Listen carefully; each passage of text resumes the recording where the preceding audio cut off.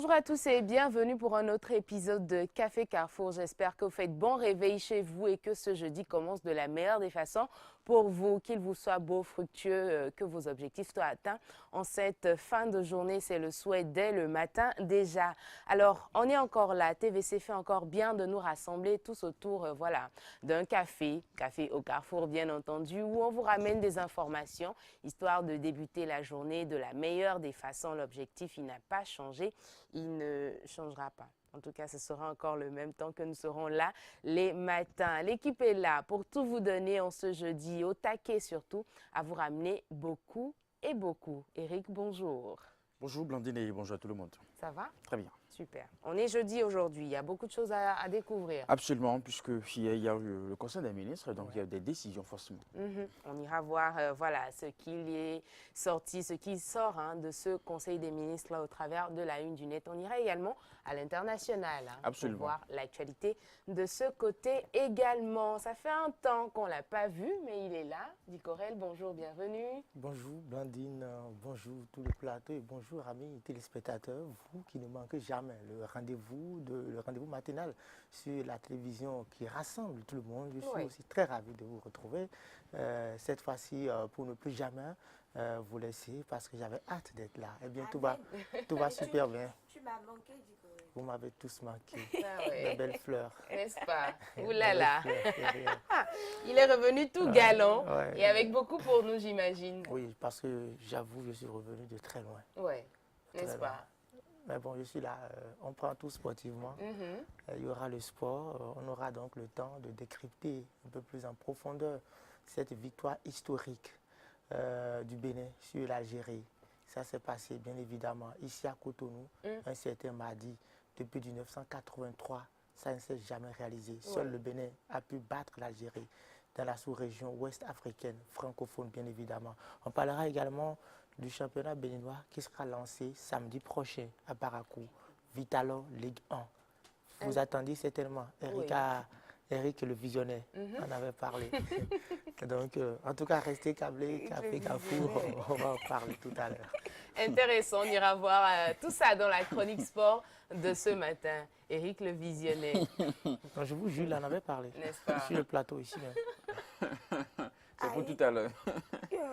Qu'est-ce qu'il a hâte? Sauf qu'il n'aura pas la parole. Oh non, mais ça c'est de la dictature. Moi, je voudrais pouvoir compter sur Blandine, justement. Non, mais non, écoutez, mais je suis le procureur ici au niveau de la criette. C'est pas la criette. La criette de Café Sport. La criette, si t'as des criers. De Café Sport. Donc, tu n'auras pas la parole. En tout cas, ce sera dans quelques instants. Restez avec nous, on va voir comment ça va se dérouler ce matin pour la chronique sport. Pélagie Bleu aussi, bonjour. Bonjour Blandine, bonjour téléspectateurs. Et c'est jeudi, avant-dernier jour, donc entre nous, bien sûr, parce que c'est demain que les bonnes choses se préparent. Donc, Café Culte, aujourd'hui aussi, les bonnes choses sont là, oui. Il y a quelques jours déjà, ça fait un peu plus d'une semaine que les Afrima Awards ont eu lieu. Et bien sûr, vous savez, pour ceux qui sont habitués, que s'il y a quelque chose qui se passe ou qui s'est passé, on revient ici pour ceux qui ont loupé ou qui ont vu, mais n'ont pas vraiment bien tout cerné. On revient ici avec les images, les moments forts donc, de ces événements-là. Et aujourd'hui, ce sera donc Café Culte, bien sûr, la section recap de Afrima Award où Fally et puis les Toufan ont carrément raflé, disons, deux prix chacun. Voilà, on va y aller en profondeur, en largeur, on va tout développer dans Café Culte. Et puis la météo, bien sûr, le temps.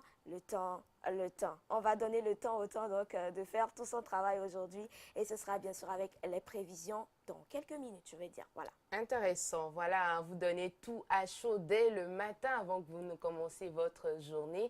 Voilà, c'est l'objectif. Et rajouter à tout ceci, rajouter au sommaire de ce matin, on aura la proposition cuisine de Blandine Massada et de Fatou Dolé avec les astuces côté mode et beauté à dérouler pendant ces 2 heures de temps à passer en votre compagnie. J'espère que vous êtes déjà prêts pour démarrer cette émission. Et on va se rendre à Boïcon au café Terminus. Ça vous dit quelque chose? Voilà. Forcément, chez Dînons-en Fossé.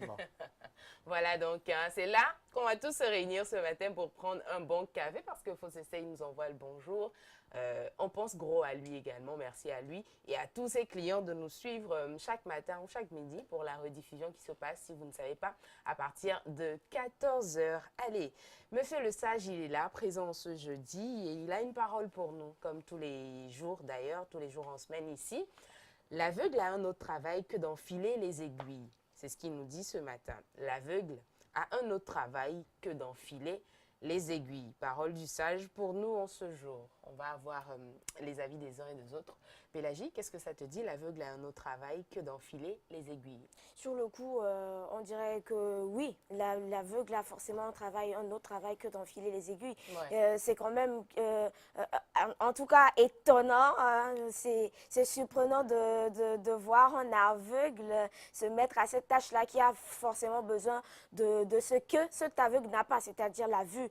Et même ceux qui ont la vue ont de la peine à enfiler des aiguilles. Donc, je me demande comment un aveugle peut le faire. C'est vrai qu'il y a de ces aveugles qui y arrivent. Ouais, oui, ce sont des aveugles exceptionnels qui sont particuliers, qui ont un autre sens que la vue, très développé, qui les aide donc à faire ces choses extraordinaires, donc qui les distingue des autres aveugles. Mais normalement, la base dit que l'aveugle ne peut pas donc enfiler les aiguilles parce que ce n'est pas son travail. Maintenant, si on doit revenir dans la vie, qu'on va quitter cette façon imagée là de voir les choses, qu'on doit revenir dans la vie réelle, dans la pratique des choses, je pense que si on vous attribue une place et que vous savez que vous n'avez pas les capacités pour assurer donc le rôle qu'on vous attribue ou cette place-là qu'on vous donne, ce serait quand même honnête envers vous et envers les autres de dire, voilà, vous-même vous savez que je n'ai pas peut-être un diplôme en, je sais pas moi, ingénierie et tout, mais si vous me mettez là, je pourrais pas assumer cette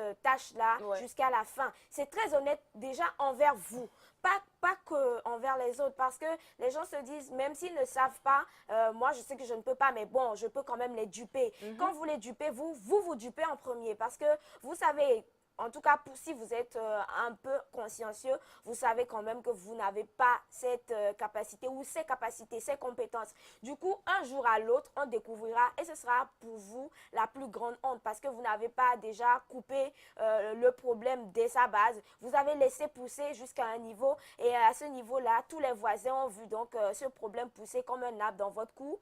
Et donc aujourd'hui, quand on voudra abattre donc ce arbre-là, tous les voisins aussi sauront que ce arbre n'existe plus. Et donc votre problème sera, disons, étalé à la place publique. Du coup, si vous n'avez pas les capacités d'un travail qu'on vous confie, dites clairement que vous n'avez pas les capacités. Si vous connaissez quelqu'un qui a ces capacités, peut-être vous allez recommander cette personne-là aux gens. Et je pense que vous aurez la reconnaissance de cette personne. Si c'est même pas le travail ou la récompense de ce travail que vous avez, vous aurez quand même la récompense. Et la récompense, c'est une grande chose quand même que les gens cherchent. Maintenant, si on vous attribue cette place forcément, parce que par exemple, votre père est le PDG de son entreprise et il dit, coûte que coûte, tu es mon fils, je ne peux pas imaginer quelqu'un d'autre à cette place, même si tu n'as pas été à l'école et tout, je veux te voir là. Je pense qu'il serait même bien d'accepter déjà parce que ce n'est pas, enfin dans des cas précis, hein, comme je le dis, l'héritage par exemple, et qu'on n'a pas besoin d'une autre personne extérieure pour gérer ça, acceptez, mais soyez entouré des bonnes personnes pour vous aider à accomplir cette tâche-là.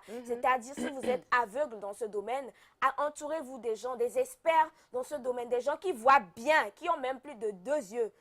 Dans ce domaine pour pouvoir vous accompagner. C'est tant dans la politique, dans nos tâches au quotidien que voilà, dans votre vie de couple par exemple. Si vous ne voyez pas bien, vous allez vous entourer du pasteur, de la grand-mère, de voilà, tous ceux qui sont sages et qui sont passés par là et qui voudraient quand même, qui pourront quand même vous aider à aller loin, à aller mieux avec beaucoup plus de vision. Voilà, c'est très important. C'est ce que moi je pense qu'il faut tirer quand même de cette parole du sage aujourd'hui. Ouais, du coup, voilà, reconnaissez vos limites hein, et puis voilà, entourez-vous de bonnes personnes, c'est ce que Pélagie pense. Dico, qu'en est-il de toi, l'aveugle a un autre travail que d'enfiler des aiguilles? Ah oui, c'est évident. On sait que l'aveugle ne voit pas.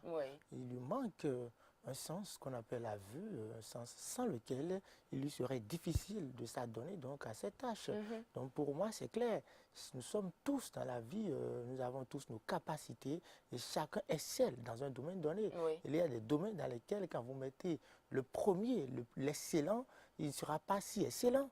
C'est vrai, s'il est excellent, c'est qu'il est bon partout. Oui. Mais il y aura des domaines dans lesquels on sentira qu'il n'est pas dans sa peau, qu'il n'est pas à l'aise là. Donc ça voudra dire que chacun a un pivot, quelque part, chacun a un pivot quelque part. Donc je pense que c'est la même chose. Si on prend ce cas de figure, il serait difficile à l'aveugle de s'adonner à la tâche qui n'est autre que d'enfiler l'aiguille. Maintenant, nous savons tous que pour toucher la sensibilité de quelqu'un, pour toucher la sensibilité de l'homme, Oui. il faut passer par 5 organes parmi lesquels il y a la vue, l'odorat, 5 sens. 5 sens, la vue, l'odorat, l'ouïe et autres.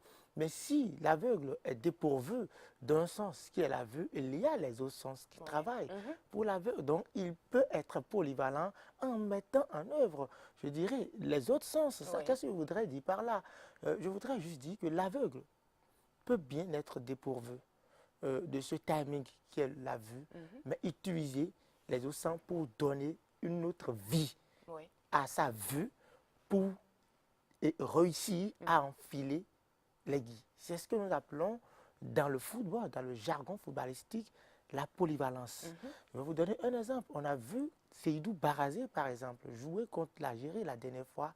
Il a été enlevé au poste de latéral droit, alors qu'il n'est pas latéral droit à la base. Ah oui. C'est un défenseur central. C'est un défenseur central qui peut aussi évoluer en milieu défensif, mais depuis un temps, il évolue au poste de latéral droit. On a vu au niveau de Chelsea, Azpilicueta, l'Espagnol, qui est un droitier pur, mais qui pendant 3 ans au niveau de Chelsea avec Mourinho n'a évolué que sur le flanc gauche, alors qu'il ne joue même pas, il ne touche même pas le ballon une seconde avec son pied gauche. Ça voudra dire que on peut être nul quelque part et utiliser son imagination pour réussir à étonner les gens.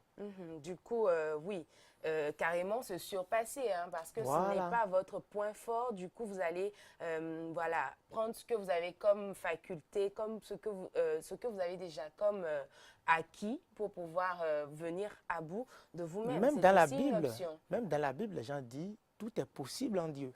Oui, tout est possible en Dieu. À celui qui croit. Voilà. Éric, l'aveugle a un autre travail que d'enfiler les aiguilles. Ce qui est important pour moi est que les questions de compétences ou d'aptitude ne sont pas de la seule exclusivité des personnes bien portantes ou qui n'ont pas d'handicap. Et donc, s'il y a quelqu'un qui peut véritablement nous convaincre de ce qu'il est capable de faire quelque chose, dans le cas de l'aveugle, ce n'est que lui-même. Mais après, il y a des choses qui sont quand même évidentes. Hein? Je crois que nous ne sommes pas du tout mieux placés pour juger les individus à vouloir réaliser quelque chose. Contentons-nous de voir la finalité, n'est-ce pas, avant de voir, est-ce que, bien que cette personne a ce problème, malgré, handicap, il est arrivé, parce qu'il est arrivé des fois, nous avons vu des gens dépourvus de certaines choses, mais qui sont arrivés à faire des choses qu'on ne peut pas imaginer. Oui, mais tu vois, ça c'est pris quand ça part de la personne. Dans ce cas précis, de façon littérale, on se demande, là, un aveugle, écoutez, c'est impossible d'un grand I, n'est-ce pas, de le voir réussir à enfiler une aiguille. Et si l'aveugle arrivait à le faire? Supposons que, nous le savons tous, que ce sont des personnes, bien entendu, quand ils ont ce problème, il y a d'autres sens qu'ils arrivent à développer. Une forte sensibilité. Il peut suivre peut-être une sorte d'intuition, bien entendu, et arriver. Ou lui, très développé. Et puis, arriver véritablement à le faire. Il y a de ces vidéos qui ont circulé d'une dame, qui avait quand même un certain nombre de problèmes, mais qui arrivait véritablement à dessiner avec son pied, à cuisiner, à ouvrir une bouteille de bière, et décapsuler une bouteille de bière, des trucs comme ça, voyez-vous. Or, a priori, on était loin de s'imaginer qu'une personne qui a autant de problèmes physiques peut véritablement arriver à le faire. Et donc, moi, je voudrais que, sur ça la finalité, qui puisse nous convaincre ou qui puisse nous donner des éléments de jugement, n'est-ce pas, sur ce que la personne peut faire. Et comme je le disais, bien entendu, ce n'est que l'individu qui véritablement dispose des moyens et des armes, maintenant, de nous démontrer de quoi est-ce qu'il est capable, n'est-ce pas, juger en fonction de la personne, en fonction de ses carences, en fonction de ce qu'il dispose et de ce qu'il ne dispose pas, c'est aller trop vite en besogne. Et sinon que il nous faut justement prendre un tout petit peu de temps, n'est-ce pas, avant de le faire. Sinon que justement, si on émettait des doutes sur la capacité de la personne à faire ceci Oui. et que la personne arriverait à le faire, qu'est-ce qu'on dirait? Bon, mais là, c'est quand même, tu vois, les cas où ils arrivent à se surpasser, mais on va pas peut-être, voilà, vous avez un aveugle qui est peut-être venu demander du travail chez vous et tout ce que vous trouvez à lui donner, enfin, on va rester dans le cadre, dans le même exemple que le sage, ce serait peut-être d'enfiler des aiguilles. Ils arriveront, mais ce n'est pas le point ce n'est pas le domaine dans lequel il arrive à exceller, on est d'accord. Non, mais comment est-ce que nous pouvons déterminer le domaine dans lequel il arrive Bon, à exceller? parce Alors, que... autrement dit, mais si tant est que nous cherchons une réponse, Oui. ok, faisons confiance à la personne. Mhm. Lui-même, il est convaincu, n'est-ce pas, de ce qu'il peut faire et de ce qu'il ne peut pas faire. Oui. Et si nous lui confions la tâche Mhm. et qu'il arrive à le faire, et puis nous avons la réponse à notre question, ça veut dire qu'il est capable de le faire. Après, si on Maintenant, prend 10 si tant aveugles est que- sur... Enfin, on Non, prend un dans aveugle un sur exemple, 10 je peut dis pas que peut-être tous les essayer. aveugles vont le Ouais. faire, je Oui, dis pas de donc façon à la base, générale, l'aveugle je n'est ne pas le fort dis dans pas. ça. Du coup, Mais si on lui c'est- donne ce c'est travail, c'est plutôt cette peut-être le décision voir de juger de échouer. l'incapacité Mhm. de la personne à ne pas le faire qui me gêne. Et ça D'accord. me gêne terriblement. C'est- Ce que je voudrais tout simplement, Mhm. c'est qu'on puisse laisser libre cours à la personne, Ok. n'est-ce pas, d'essayer ce qu'on lui propose. Mhm. Si tant est que, comment on dit, la personne même arrive à tirer la conclusion de ce que je ne suis pas, bien entendu, en mesure de le faire, Ouais. et puis vous avez la Proposer réponse à quand la même. Mais il y a d'autres personnes qui ne le prendront pas forcément bien parce que si j'arrive chez vous, d'accord, Justement. je veux travailler par exemple et je vous dis que je suis douée en, Justement. en quoi maintenant? En ménage par exemple. Je suis douée à faire des tâches ménagères et vous me dites que non, je ne veux pas ça pour vous, allez plutôt être ma secrétaire. Or, je ne m'y connais pas dans le domaine et je vous ai fait, enfin, et ce dans quoi j'excelle, c'est ça. Mais vous me dites que non, pour des besoins donnés. Il faut un peu oui. d'honnêteté. Quand on vous fait des propositions Mhm. et que vous-même dans votre fort intérieur, vous êtes convaincu Oui. de ce qu'on est en train de vous proposer ne fait pas partie de vos aptitudes, n'est-ce pas? Cela ne concourt pas à vos compétences. Il faut avoir l'honnêteté de le reconnaître simplement, Mhm. voyez-vous. Bah oui. Oui, Aller reconnaître aussi, c'est voilà, être honnête, voilà, envers vous-même et puis aller avoir de meilleurs résultats surtout. Et cette honnêteté, ce n'est pas seulement celui à qui on propose ce travail qui en a besoin. Oui. Parce que- L'employeur aussi. Il y a des gens qui joueront sur votre faiblesse, en fait, juste pour vous déstabiliser. Voilà. Il y en a qui seront de mauvaise foi, qui savent que vous n'êtes pas bon dans ça, mais vous l'attribuent quand même comme tâche. Non, en fait, le problème, chez les employeurs, il y en a qui ne vont même pas chercher à savoir si Oui. vous êtes bon dans ça ou ça. Mais lui, il sait que c'est dans tel domaine qu'il a besoin de main-d'œuvre, qu'il a besoin d'employés, qu'il a besoin de personnel. Le premier venu, même s'il n'est pas de ce domaine précis ou pas, Oui. lui le prend. Il le prend pour combler le vide. Mais il doit savoir que l'efficacité ne sera pas au top. L'efficacité, forcément, va manquer. Mhm. Et Il le va résultat escompté non Voilà, plus n'y sera pas. et lorsque le résultat escompté sera faussé, l'employeur va maintenant commencer par accuser l'employé sans savoir qu'à la base, qu'au départ, il était le véritable fautif. Donc il faut qu'on arrive à faire la part pour que chacun sache, oui, ce qui lui revient comme responsabilité Ouais. à assumer, savoir faire le casting et savoir être honnête à accepter les postes. Ils sont nombreux, hein, ils sont nombreux dans les administrations, surtout privées, on voit, et aussi publiques, aussi publiques. Soyons, Aussi public Eric, où, tu le trouves quand même Aucun vous- tu trouves aucun- ça un peu aucun vous pessimiste, allez, c'est soyons ça? réalistes. quand soyons vous allez, réalistes, quand je vous dis savez. public, vous allez parfois dans des administrations publiques où le secrétaire ou bien la secrétaire, madame Ouais. la secrétaire n'a que le CEP, n'a jamais suivi une formation de secrétaire, mais c'est elle qui est là, Oui. qui est secrétaire. Du coup, mais Ça se voit, ça se Eric voit. dira ça, ce c'est n'est des pas relations. impossible pour Vous savez, elle d'assumer des ce poste, relations. c'est ça. Non, non, c'est pas ce que je vais dire. Vous savez, Laisse tout pèse sur quand les vous êtes, stagiaires, hein, dans quand ça se une passe comme ça. société, Oui. Quand vous êtes dans une société où des questions d'emploi, hein, où il y a peut-être, comment on dit, on n'arrive pas à trouver d'emploi et comme cela se doit et Ouais. tout ça. Écoutez, on ne se fout pas mal des questions de compétences, d'aptitude. Mais- Justement, les gens veulent d'abord l'occupation Mhm. parce que c'est important pour eux. On te trouve un boulot, bien une occupation, et tu estimes, voilà, de go, que toi, bon, écoute, ça ne rentre pas dans mes compétences, et puis en laissant, tu veux aller trouver quoi? Donc, je crois, et aujourd'hui, mais- c'est justement ce qui fait qu'aujourd'hui, généralement, ce n'est pas ce dans quoi nous avons été formés que nous travaillons. En fait, nous faisons ce que nous trouvons.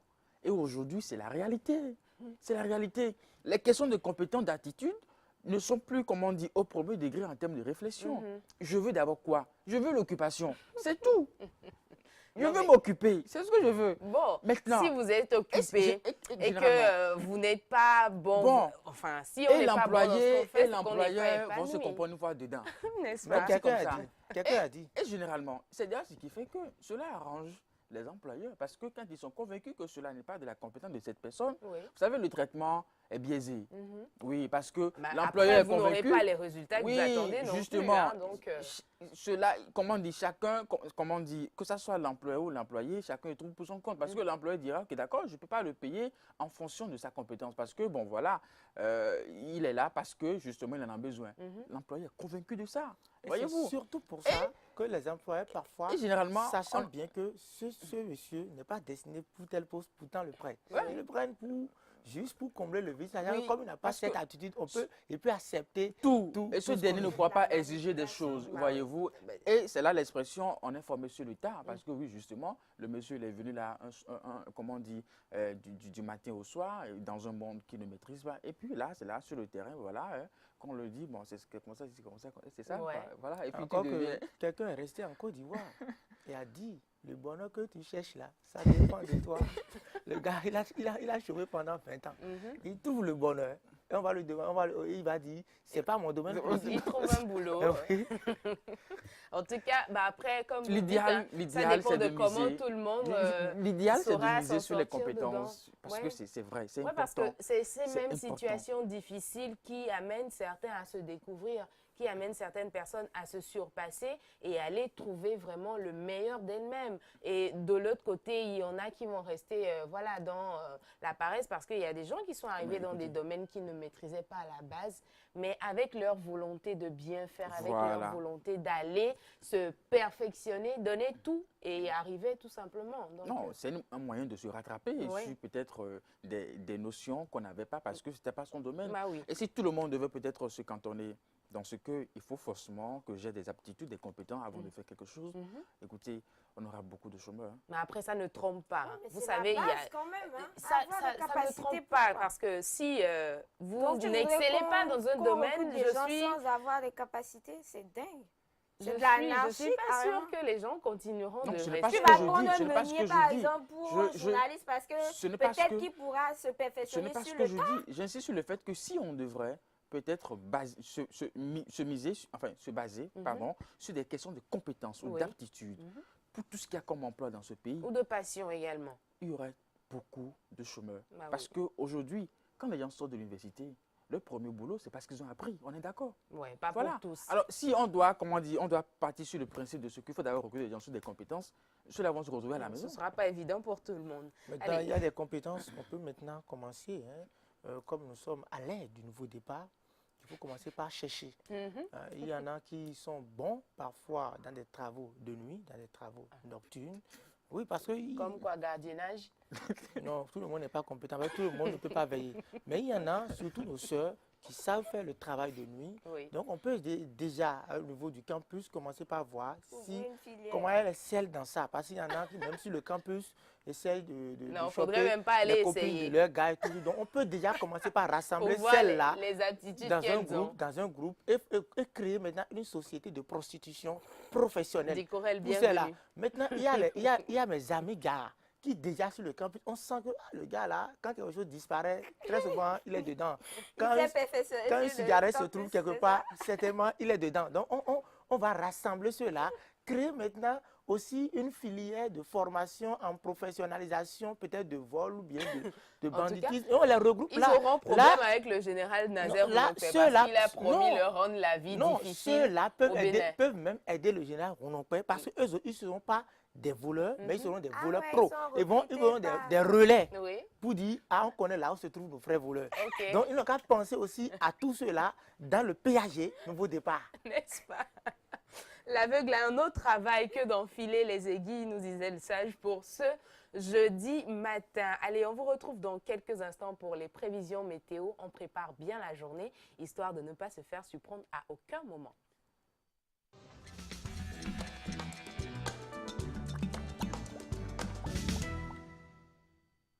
Alors, que disent les prévisions de ce matin? On va prêter grande oreille à Pélagie et savoir comment le temps sera. Monsieur Temps il est toujours dans sa course effrénée, comme on le dit, cette course fugace qu'on ne rattrape jamais, mais qu'on essaie de suivre quand même.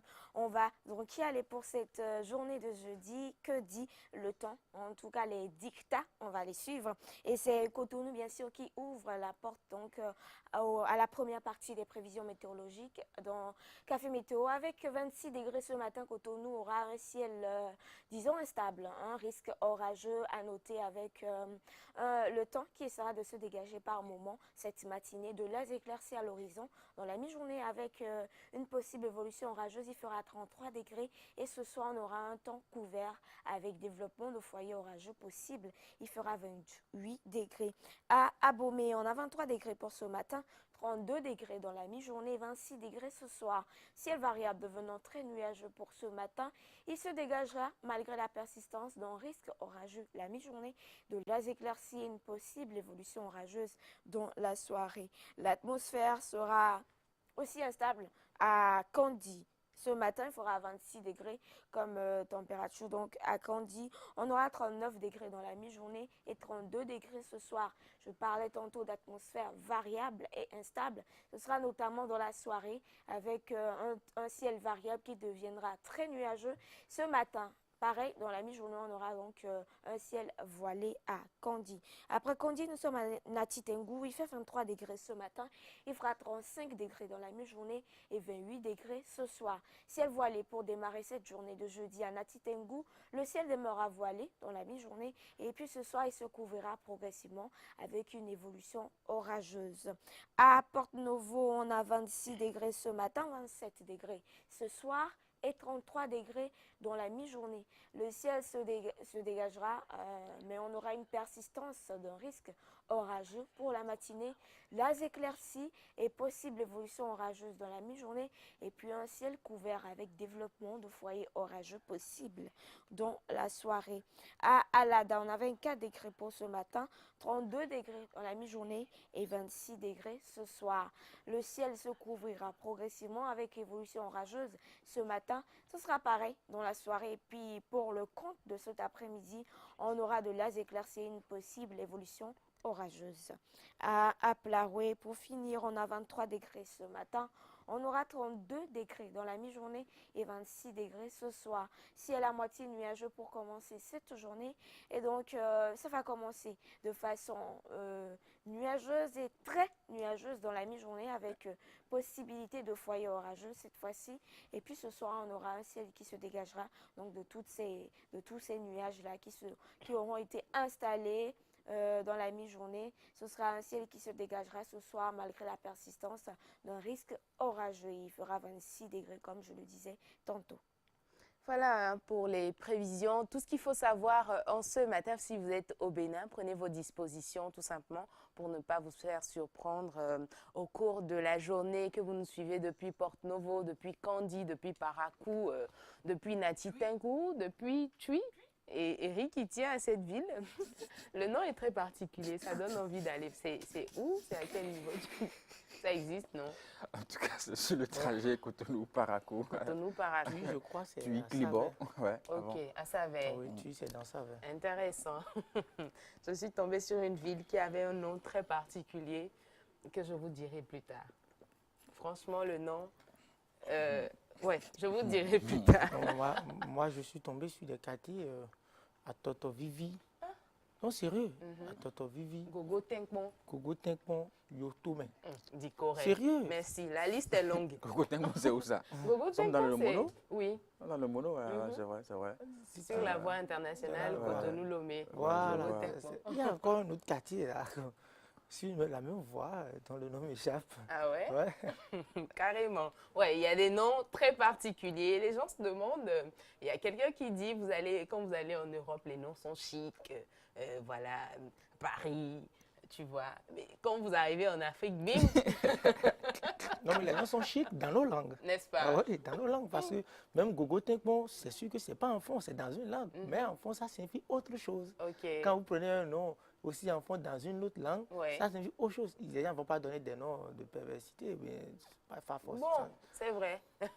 Ça dépend de d'où vous êtes. Parce il y a que aussi ça. Hein? il y a d'autres villes africaines également. Quand vous êtes d'un autre pays ou d'une autre ethnie, vous écoutez, vous dites, mais qu'est-ce qui a donné ce nom à une ville tout entière? Mais bon, dans la langue en question, ça veut dire autre chose. Bref, bonjour à vous. D'où est-ce que vous nous suivez ce matin? Ça fait plaisir de savoir que vous êtes là. Vous l'avez peut-être remarqué. Il n'y a pas eu de voix aujourd'hui. Le monsieur ou ceux qui parlent là aussi sont en congé. Non, non, le jeu est en vacances. Oui, le jeu est en vacances pour J'en quelques connais qui temps. seront très fâchés. Roméo, Oswald Pabodé et toute sa clique. Ah ouais. Mais bon, ce n'est pas bien grave, c'est juste pour un temps. En tout cas, vous avez assez gagné de l'eau. Gagné de l'eau, oui, on va mettre ça comme ça.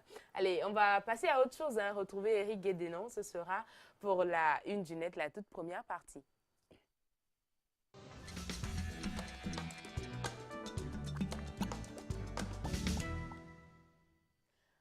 Alors, café une du net, aujourd'hui on est jeudi et quand il y a conseil de ministre la veille, naturellement on va s'informer pour voir quelles sont les décisions prises de ce côté. Oui, Blandine, absolument. On va donc commencer par le compte-rendu du Conseil des ministres et nous sommes avec le site d'information Bénin Web TV, les grandes décisions du Conseil des ministres de ce mercredi 24 octobre 2018. Le gouvernement a tenu ce jour, mercredi 24 octobre 2018, sa rencontre hebdomadaire en présence effective du chef de l'État, le président Patrice Talon. Au cours de ce conclave gouvernemental, plusieurs décisions ont été prises. En entendant le compte rendu de ce Conseil des ministres, voici donc l'essentiel des dossiers abordés. Et puis, transmission à l'Assemblée nationale pour autorisation de ratification de la Charte africaine sur les valeurs et principes de la décentralisation de la gouvernance locale et le développement local, adopté à Malabo, en Guinée équatoriale,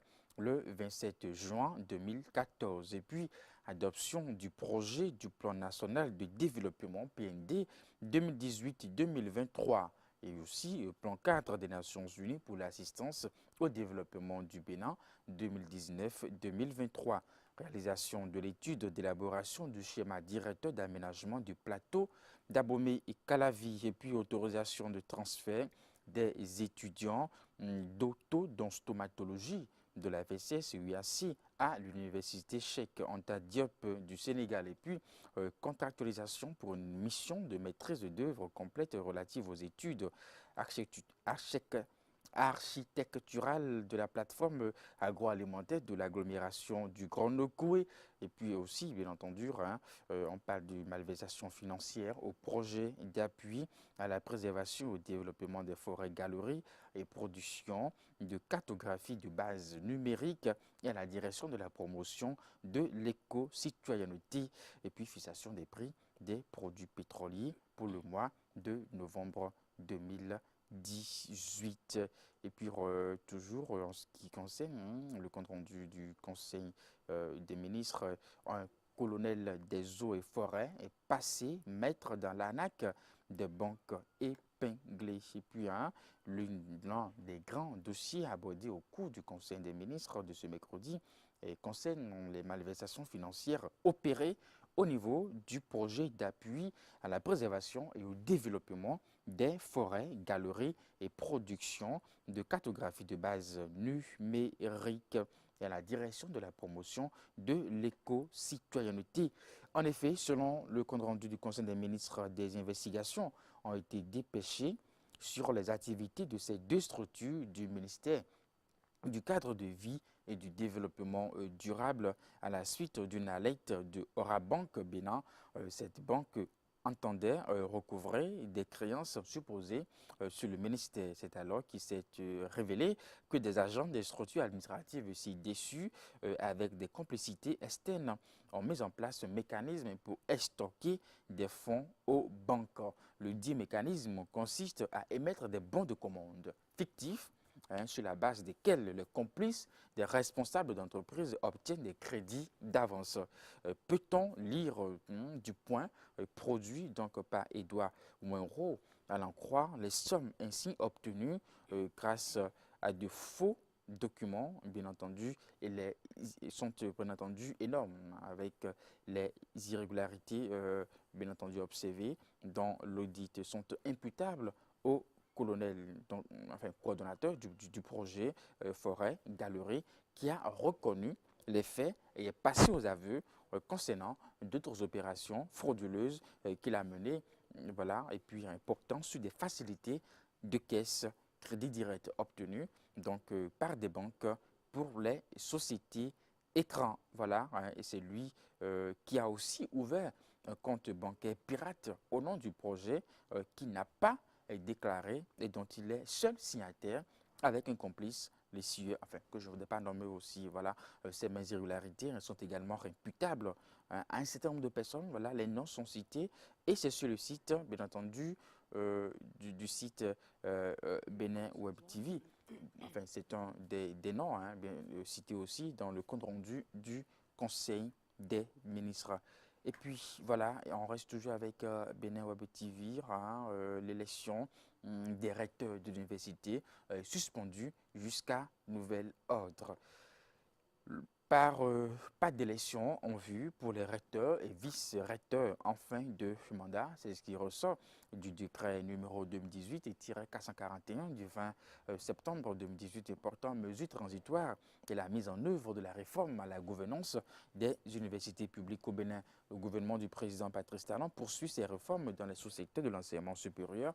En effet, dans le cadre donc, de l'examen du dossier relatif à la nouvelle gouvernance des établissements publics d'enseignement supérieur par le Conseil national de l'éducation, le gouvernement du nouveau départ a pris le décret numéro 2018-441 du 20 septembre 2018 portant mesures transitoires à la mise en œuvre de la réforme et de la gouvernance des universités publiques au Bénin.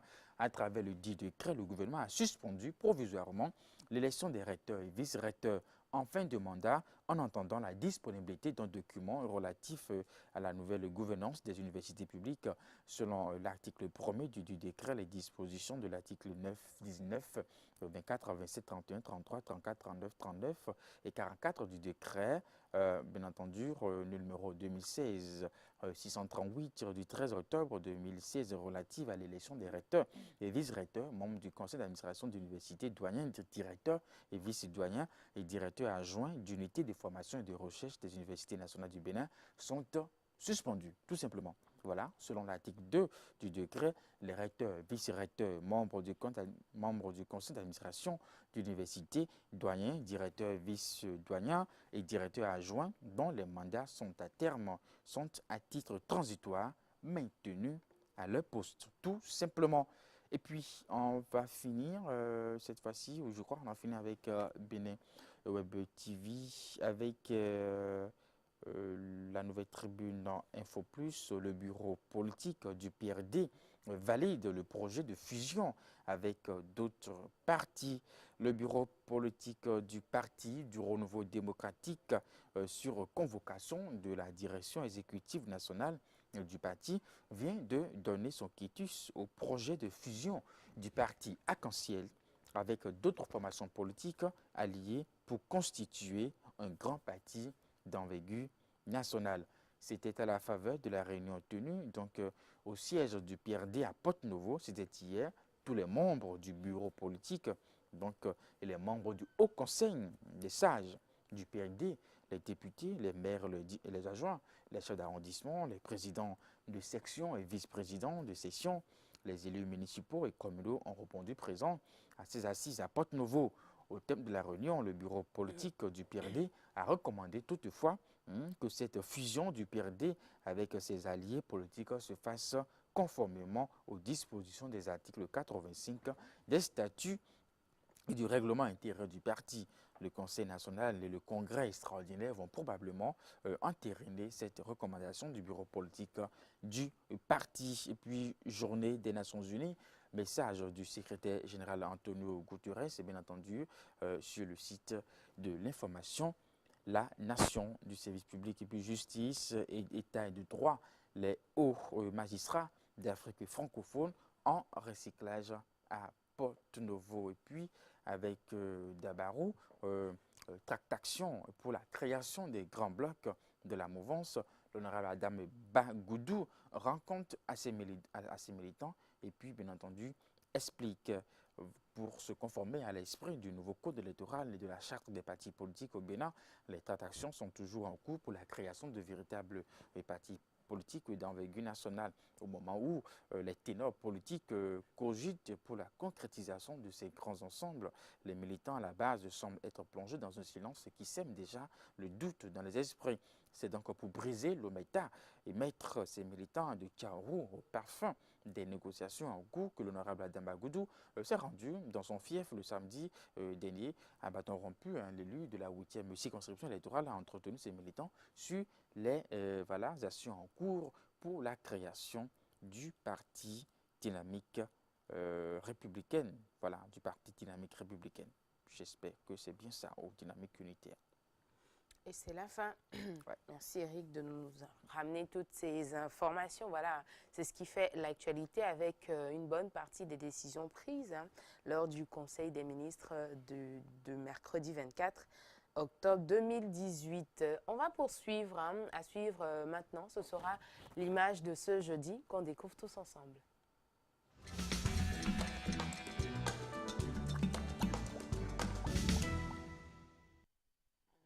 Alors, l'IDJ d'aujourd'hui, voici, on va appeler ça un petit marché ambulant carrément, parce que vous voulez faire une bonne sauce accompagnée de tout ce que vous voulez. Je suis sûre que le monsieur, il vous servira.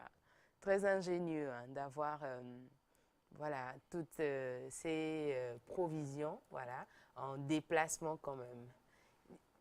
Dico? Oui, c'est une très belle chose, c'est une très belle imagination. L'idée pour moi, elle est bonne. Et on doit encourager cela.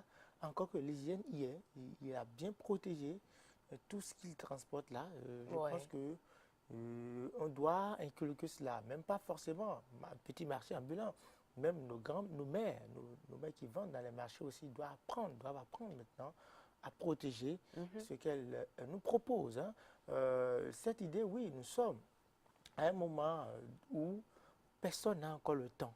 Ouais. Plus personne n'a le temps maintenant. Je dois aller au marché, si. Tout le monde est occupé. Et donc, avant, dans mon village, qu'est-ce qu'on disait? C'est pour ça, Riscoul avait chanté. Ça voudrait dire à l'époque, quand on vient à Cotonou, tout le monde se cherche. Ouais. Personne n'a Ça le temps de bouge de personne. partout, Voilà, c'est ce qu'il disait à l'époque. Donc, si lui a cette idée-là, d'aller vers ses clients, je pense que forcément, il va plus vendre que celui ou celle qui est assise. Ce n'est pas qu'on décourage ou bien on invite tout le monde à faire cela, mais c'est innovant. Et c'est l'innovation, c'est de l'innovation que nous avons besoin à nos jours. Pélagie? Moi, j'ai déjà vu de ces, on les appelle communément des pousse-pousse, qui circulent quand même dans le quartier. Ouais. Ce n'est pas forcément des jeunes comme cela, c'est peut-être ce que je vais dire qui est innovant, mais la manière, le marché qui se déplace vers ses clients, c'est déjà quelque chose qui est réel dans certains pays, certaines localités, plus précisément. Du coup, c'est peut-être vulgariser cela pour que les gens puissent quand même, pour ces chômeurs-là qui ne font rien et qui ont quand même disons, ce petit truc dans le commerce, ce serait bien qu'ils pensent aussi à s'occuper en attendant que l'un de leurs jalonneurs ait une réponse. Du coup, c'est très bien de voir que les gens sont en train de réfléchir un peu plus à ramener, surtout que c'est vrai, on n'a plus le temps. C'est comme aujourd'hui, quand tu écris un long texte sur Internet, je ne suis pas sûre qu'on pourra te lire. Combien d'internautes lisent le texte si long? Parce qu'on n'a pas vraiment le temps de s'attarder sur voilà, des choses, tout fuit en fait, tout part à 180 km/h, enfin je ne sais pas, dans votre vie ça peut être plus rapide que ça. Du coup, on a plus besoin d'avoir plus de facilité dans la vie et avoir le marché juste devant son portail, où voilà, on sait quand il passe, quand on pourra l'appeler aussi, voilà, ce serait peut-être une autre idée de mettre un numéro de téléphone sur le pouce-pouce, comme ça, quand les gens auront besoin de vous pour livrer des ingrédients et tout ça, ben, vous voilà déjà appelé, vous voilà déjà en train de vous acquitter donc de votre, des services demandés à votre société ambulante qui est en train donc de faire son petit bout de chemin. Et c'est aussi dans la nourriture. Hein. La plupart du temps, c'est plus dans la nourriture préparée où les gens emmènent donc, ça peut être du com, ça peut être du atassi, où on amène donc le tout emballé, bien protégé, bien sûr, dans les quartiers pour que les gens puissent être servis à temps. Et voilà, ça pourrait être bien que ce soit un peu plus vulgarisé, un peu plus, je ne sais pas, à la portée de tous ces chômeurs-là qui voudront quand même se lancer dans le commerce parce que tous les chômeurs ne sont pas appelés à être commerçants. Voilà. Ah oui, après il y a des aptitudes Et à puis avoir, le bien commerce, sûr. ce n'est pas que pour les chômeurs. Les travailleurs aussi. Oui. Et Ouais, ceux qui mais sont si des tu as employés travail, quelque tu peux part. pas faire ça. Non, mais tu ne peux pas Il y a de tu ces peux pas genres de faire ça commerce là, que tu peux forcément. faire quand même. Mais Ouais. tu peux faire autre chose Ouais. en économisant le peu Ouais, le que commerce, tu arrives à avoir. C'est plus facile pour Ouais. celui qui travaille déjà d'entreprendre parce que là, il n'a plus besoin, il n'aura plus besoin d'aller faire un prêt. Vous imaginez un peu, il économise le Ça peu. dépend Après, de- après ça ça dépend dépend du de ce travail, que vous hein. voulez Oui, il faire faut aussi. écouter. Non, c'est ce c'est ton que, salaire non, aussi. c'est ce que je dis. Vous ne pouvez De la pas, régularité vous ne de pouvez ce que pas tu fais. Oui. commencer à entreprendre et vouloir être comme Patrice Talon ou Sébastien Diavon. C'est pas évident. C'est pas évident. Il Ouais. faut savoir d'où tu viens. Oui. Si tu veux commencer, tu peux commencer par vendre de l'eau. Tu commences par là. Il faut pas, tu peux pas commencer, tu peux Oui, pas vouloir en commencer. fait, c'est pour ça, ça dépend des activités. Tu es d'accord avec moi Oui. qu'il y a des activités qui demandent de gros investissements, tout comme il y en a qui ne demandent pas Oui, grand-chose il faut à pas être portée de trop tout le monde. ambitieux si le capital aussi n'est pas ambitieux. Bon, C'est ça en fait. il ne faut pas être trop ambitieux. Si le capital aussi n'est pas Bon, ambitieux. c'est entendu. Eric, voici l'image de ce matin. Non, mais c'est bien. Un marché ambulant, je crois que ce soit le vendeur, Ouais. puisqu'il y a un homme qui est là, derrière son pouce-pouce, Mhm. ou les clients, c'est plus facile pour les clients de disposer d'un certain nombre de produits sur place. Ouais. Hein, et peut-être encore que le coût serait encore un peu réduit, peut-être plutôt que le marché. Si c'est bon en termes Non, pas sûr. Au bon, contraire, hein? Au contraire. Ah oui, parce qu'il faut une prime de marche Pas quand ça à la même. maison. Tu vois, voilà, rester sous le soleil, mais parcourir ça doit pas mal être de harassant. coins. C'est-à-dire, voilà, hein, tirer, traîner, tout ça, Ouais. à longueur de journée. Mais moi, je le vois bien. Vous savez, comme les bonnes dames ont l'habitude de le faire, elles ont des cris, voilà, qui font sourire même, qui font que vous appelez forcément la personne, même si vous n'avez pas vraiment envie de l'appeler. Je vois bien ce gars-là en train de le faire. Mais de façon générale, aujourd'hui, ce qui fait les nouveaux métiers ou bien ce qui innove, ce qui fait innover du côté de l'offre des services, etc., du commerce, ce sont ces petits changements, en fait. On n'a pas forcément, parce qu'il n'y aura rien de nouveau, il n'y a rien de nouveau sous le soleil, il n'y a rien que personne n'ait déjà fait par avant. Mais la petite touche, la petite modification que vous apportez peut être votre plus-value. Voilà, tout le monde cherche de l'innovation. Ouais. C'est pour ça, la fameuse expression « on ne doit jamais faire comme les autres existent Bah oui. Et il faut se l'inculquer. Hein. Je le dis en faisant un grand coucou à Bah quelqu'un. Donc, il faut le faire. Parce que quand vous copiez, vous faites exactement ce que les gens font depuis 10 ans, Ouais. qui est-ce qui va vous suivre? On suit ça déjà quelque part. On sait ça, on a l'habitude de voir cela. Moi, Et je là, vous la dis- concurrence est grande, c'est que ce n'est pas forcément pour vous seul que ça marche. Voilà, moi je voudrais juste profiter de ça pour donner peut-être, ou bien pour nous donner une leçon, nous Béninois. Quand vous allez au Niger, quand vous allez au Burkina, au Mali, en Guinée, on vous dira, au Bénin, tout le monde est accoé. Au Bénin, tout le monde est bureaucrate, tout le monde. En fait, le Béninois, je parle des hommes béninois. Nous, hommes béninois, Oui. on aime trop le chic. Nous voulons tous être en costume. Nous voulons tous être dans un bureau. Oui. Alors que quand vous voyez le Burkinabé, il n'attend pas forcément le bureau. Il se donne. C'est au Bénin ici qu'on se dit, telle tâche, ce n'est pas pour les hommes, c'est pour les femmes. C'est les femmes qui doivent vendre, qui doivent passer de maison en maison. Or, ailleurs, les hommes le font. Donc, je voudrais juste dire, Oui. là où nous allons, là où le monde nous conduit, là où la vie nous conduit, cessons de penser qu'il y a des tâches féminines Oui. et qu'il y a des tâches masculines. Bah oui, aujourd'hui, les préjugés sont en train d'être cassés quand même parce que le changement, finalement, Voilà. s'impose à nous. Toute tâche est tâche. Ouais. Tout ce que l'homme peut faire, la femme peut faire, l'homme peut faire. Si l'homme ne trouve pas à faire, il peut même vendre Eric a commencé par vendre à sourire. manger. Sauf que Oui. tout ce que la femme fait et que l'homme ne peut pas faire, ce n'est que faire d'enfants. Et faire d'enfants aussi, ça passe par l'homme. Oui. Donc, il n'y a pas d'inquiétude pour ça. On peut s'entraider, chacun fait le boulot de l'autre. l'autre fait le boulot de l'autre pour qu'on avance. N'est-ce pas? Voilà, le changement finit par s'imposer à nous, voilà, tout simplement. Allez voir, à côté de vous, il y a peut-être la petite modification que vous allez apporter qui fera de ça votre activité, qui deviendra votre gagne-pain, tout simplement. C'était notre image de ce jeudi matin. Allez, on va partir, hein? On va rester avec ces mêmes provisions-là, peut-être les utiliser même pour se retrouver en cuisine avec la proposition de ce matin. Regardez.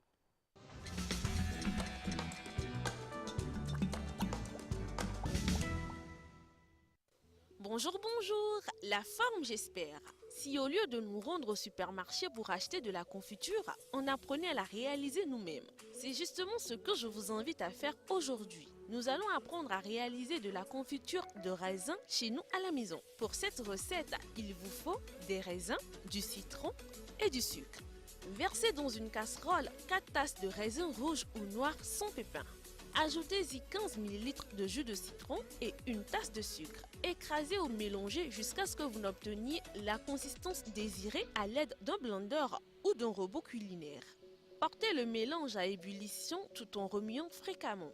Réduisez le feu et laissez mijoter jusqu'à épaississement. Après 20 minutes de cuisson, versez un peu de confiture sur une assiette froide. Si la confiture se gélifie ou coule lentement, elle est prête. Sinon, prolongez la cuisson de quelques minutes. Versez votre confiture dans un bocal ou un verre stérilisé. Laissez refroidir, couvrir et réfrigérer.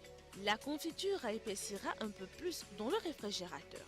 Voilà, votre confiture est prête. Elle a non seulement une texture épaisse, mais aussi une magnifique couleur. Et surtout, elle est prête à vous accompagner pour vos petits déjeuners et vos goûters. Excellente journée à tous et gros bisous.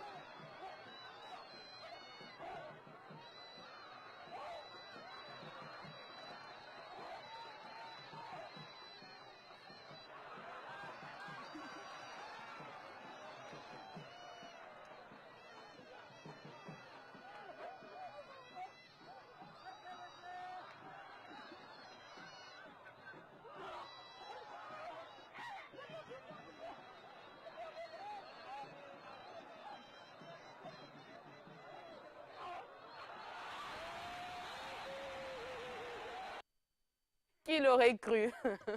Qui aurait cru que ce monsieur finalement se ferait battre par l'autre parce qu'il avait l'air tellement mieux en forme, plus en forme que voilà, l'autre il a utilisé ce qu'il a de plus, sa stratégie à lui, ça a grippé comme jamais à son adversaire et ça a marché. Et quand on ne sait pas se battre, on a quand même d'autres aptitudes. J'ai toujours dit, celui qui fuit le danger, il n'est pas un peureux, c'est le plus intelligent au monde. C'est un homme averti. C'est pour ça, moi, je ne me bats jamais. Tu peux me gifler 10 fois, je vais te dire merci. Parce que c'est le plus petit là. Que tu vas... Ça m'est arrivé une fois, je crois que c'était en quelle année? J'étais en 5e. Le petit, il était au CM1. Depuis ce jour, j'ai cessé de me battre. C'est à corriger. Ben, il m'a corrigé. Non mais le petit, je te Tu jure. l'as vu, tu l'as négligé, genre lui c'est un petit. C'est un petit, parce qu'il tabassait mes petits frères, il était arrivé, peut-être le grand frère, il a pris papa, mais rapidement je me suis retrouvé à terre. Depuis ce jour, Non mais dis donc. même si tu C'est es le fini. plus petit des petits là, je vais crier Tu sur ne toi, t'aventures je ne vais pas. jamais le toucher. Bah, intéressant. Il ne faut Voilà. pas se battre comme ça. En non, tout c'est cas, pas bien. ben, c'est bien quand même.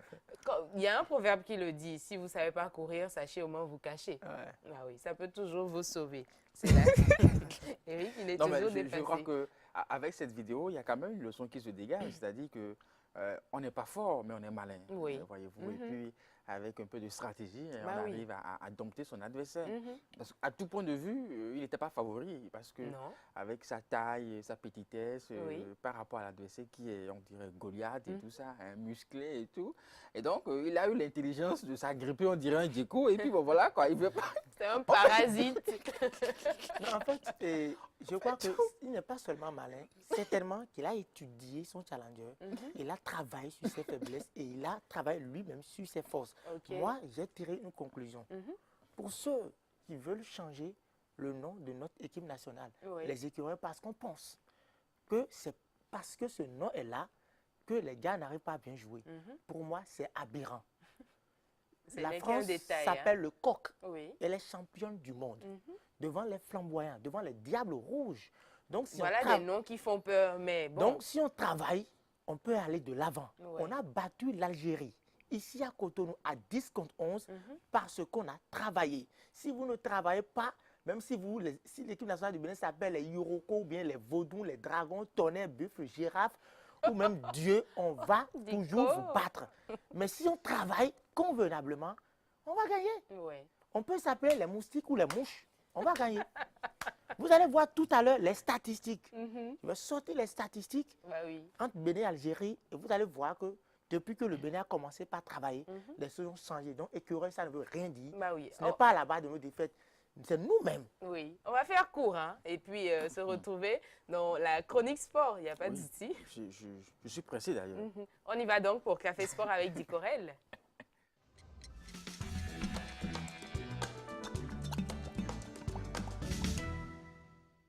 Alors, Café Sport avec Dicorel Seigneurzo, ou carrément, on va placer Eric là aussi dessus parce qu'il a tellement hâte. Non, mais j'ai déjà donné la consigne au technicien de couper le micro de Eric. Quand il va vouloir rire, on lui ouvre ça. Mais s'il veut parler, on lui coupe le micro. Ok. Bon, L'avocate est là.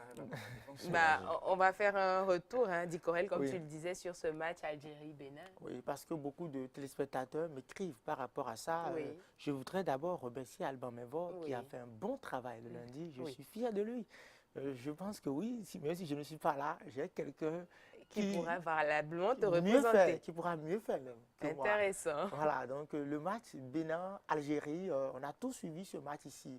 À Cotonou, le Bénin a réussi donc à battre l'Algérie pour la première fois depuis 1983. Avant de revenir sur les statistiques, je vais nous inviter à revivre les moments forts de cette palpitante affiche. Il sonnait 14 heures, ici, devant la baie vitrée du stade de l'Amitié Général Mathieu Kérékou, malgré la forte pluie qui s'abat sur Cotonou. Fans de football et supporters des écureuils font déjà la queue pour vivre la 10e confrontation entre écureuils et Fenech. Parmi eux, Pépé Théodore Koudia, âgé de 65 ans. Nous sommes là pour la victoire. Aujourd'hui, nous devons vaincre le signe indien.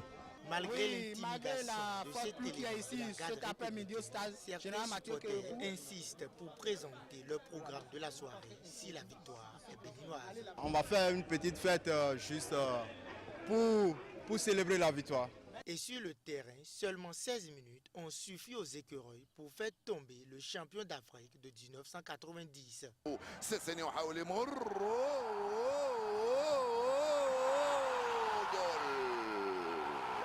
سيسينيو وجول سيسي الميدا يفتح مجال التسجيل لمنتخب البنين بعد 16 دقيقة لعب مر من أمامكم. C'est pour la première fois depuis 1983 que le Bénin a battu l'Algérie. Un travail d'équipe et d'unité nationale.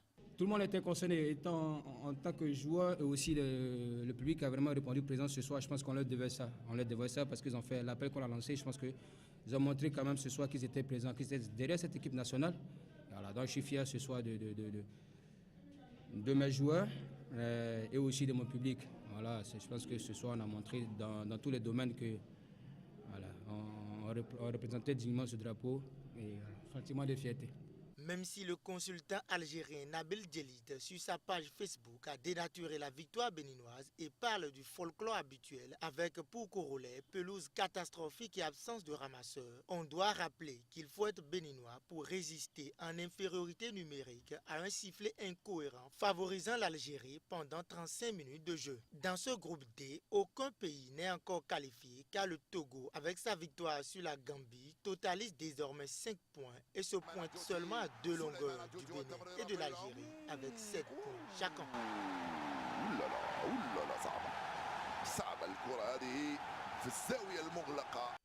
Et puis depuis ce jour, les Béninois ont compris une nouvelle manière de supporter. Ils ont supporté les joueurs du début jusqu'à la fin. Et surtout, le moment qui m'a fait couler larmes sur le stade, à la 90e minute. Oui. Tout... le mini cette fois-ci, hein? Ouais, je suis sincère, j'ai été beaucoup ému. trop... Voilà. Tout le stade s'est levé et a commencé par chanter l'hymne national du Bénin. Ok. L'hymne aux nouvelles. Parce qu'on voyait les garçons se surpasser sur le terrain. Et s'il y a un Mais est-ce joueur que ce aussi... n'était pas parce qu'il y avait quand même une avance sur l'Algérie parce que vous Non, ce savez... n'est même pas affaire d'avance. On a vu les Béninois au stade. On a l'habitude de les voir. Mais ils restent là, mais c'est quand il y a but qu'ils applaudissent. Mais ce jour-là, je pense que c'est surtout le carton rouge de Steph qui a fait que les supporters se sont dit, cette fois-ci, c'est jusqu'au bout. Et ils chantaient l'hymne national jusqu'à la fin. Même quand l'arbitre a donné 10 minutes de temps additionnel, ils continuaient. Et je pense que c'est ça qui a poussé les gars. Moi, j'ai été peiné pour Jodé Dessous, par exemple. Le gars, franchement, il s'est donné et à un moment donné, il était cuit. Et à la fin, sur RFI, j'ai entendu Nabil Djellit dire, sur le terrain, s'il y a quelqu'un qui mérite de jouer à Manchester City, il s'appelle Jodé Dessous. Parce que dans l'équipe algérienne, il n'y a que des superstars. Maintenant, si on revient sur les statistiques, entre l'Algérie et le Bénin, depuis 1983, ça fait 10 matchs joués entre le Bénin et l'Algérie. Les plus lourds scores remontent en 1983, 6-2 en faveur de l'Algérie. Et puis en match amical en 2002, 4-0 en faveur de l'Algérie. Sur ces 10 matchs joués, l'Algérie a gagné 7 fois. 7 fois, 2 nuls. Et puis, la seule victoire du Bénin remonte seulement mardi dernier. Mardi dernier. Mardi de ce mois. En termes de buts marqués, l'Algérie a marqué au total 24 buts contre le Bénin. Le Bénin n'en a marqué que 8. Et les meilleurs buteurs de la confrontation entre Bénin et l'Algérie, il y a 3 Algériens en tête. Il y a d'abord Rabat Madjer qui a marqué 3 buts. Il y a Tasfout qui a marqué 3 buts. Et puis Islam Silimani qui lui aussi également a marqué 3 buts. Côté béninois, le meilleur buteur s'appelle Rudy Gested qui a inscrit 2 buts. C'était en 2013 en Algérie. Et puis à Cotonou. Voilà tout ce qu'il faut retenir comme statistique. Maintenant, la leçon à tirer, c'est que pour la première fois, que le Bénin s'est très bien préparé pour ce match, parce que la préparation, ce n'est pas seulement, il faut déplacer les supporters, il faut faire crier, non. On sait combien chaque joueur... Il faut faire crier. Oui, on sait combien chaque joueur doit percevoir avant que le match ne démarre. Donc, il y a cette préparation psychologique. Il y a l'engouement, il y a la motivation aussi nationale. Je pense que je ne peux même pas tout dire, mais tout a été préparé. On a compris aussi au Bénin que, parce qu'on a l'habitude de dire... La préparation physique aussi a été là, enfin au niveau des joueurs même. Voilà, parce qu'on a vu à la veille, les joueurs parlaient, les joueurs même ont parlé en langue nationale pour inviter tout le peuple à s'unir derrière eux, ce qui a été fait. Et il y a aussi un secret. On a l'habitude de préparer le stade de l'amitié pour un certain nombre de matchs. Mais pour cette fois-ci, le gouvernement de la rupture a dit niet. Je ne sors aucun sou pour aucune préparation. Et pourquoi? Je ne sais pas. Vous savez de quoi je parle. Mais pour ce match, on n'a rien dépensé pour ça et on a gagné. Ah ok, ça se fait d'habitude, c'est ça? Ça se fait d'habitude, on n'a rien dépensé pour ça. Ça, je le dis de façon officielle parce que le jour même, j'ai eu le ministre au téléphone, on a parlé pendant 2 minutes 59 secondes. La précision hier. Voilà. J'ai parlé avec le SGM du ministère. On n'a dépensé aucun sou pour ça et on a gagné. quand on prépare les choses de la meilleure des façons, on gagne. Ouais. Point barre. Préparation dans préparation. Monsieur Eric Denon. Non, je crois que si on revient sur ce match, il y a un défi d'abord du côté des joueurs, Oui. d'offrir une victoire au peuple béninois, et puis aussi un autre défi du côté des supporters. C'est-à-dire une sorte de réconciliation, de retrouver une sorte d'harmonie entre les joueurs et puis les supporters. Parce que ça fait vraiment un moment que cette immobilisation, on a envie véritablement ça. Et donc, chacun était conscient de l'enjeu et tout Oui. ça. Et puis, ne nous, comme on dit, ne nous concentrons pas sur ce score, n'est-ce pas? Et pour crier, bien entendu, victoire en tant que telle. Il faut peut-être voir aussi derrière cette victoire ce qui n'a pas marché. Oui. Et parce que c'est de là que nous allons tirer des conclusions pour mieux nous améliorer.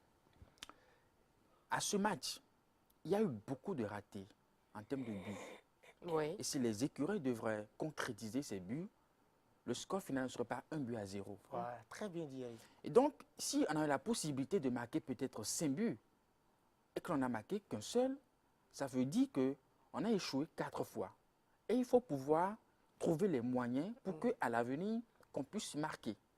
Et donc, ce problème est là. Le problème, c'est-à-dire que ce joueur qui va porter les actions finales de l'équipe manque encore. Ouais. C'est vrai, il y a un Jodel qui essaye, il y a un Cesseillon qui essaye, mais un joueur central qui, c'est-à-dire que quand on aura fini de construire le jeu et qui va finaliser le jeu, on n'arrive pas encore à mettre la main sur un joueur de ce genre. Je vais vous expliquer le problème. La solution du problème se trouve dans les pieds de Jodel. Ah oui. Et le coach en est conscient. Jodel, il fait tout le travail, mais il lui manque toujours la dernière passe. Voilà. C'est ce qui manque toujours à Jodel. S'il sait faire la dernière passe, on va marquer beaucoup de buts. Parce que c'est Cesseillon, n'attendons plus rien de lui. Il a 34 ans. Oui. Et le but, il a décidé, il est allé cueillir ce but-là pour nous. Si Jodel pouvait donner ces passes-là avec cette lucidité, on allait marquer plus de 5 buts à l'AG. Donc le coach en conférence de presse, moi je lui ai posé cette question. Et puis il y a le problème de milieu de terrain. De milieu de terrain, parce que les gardiens sautent notre milieu de terrain.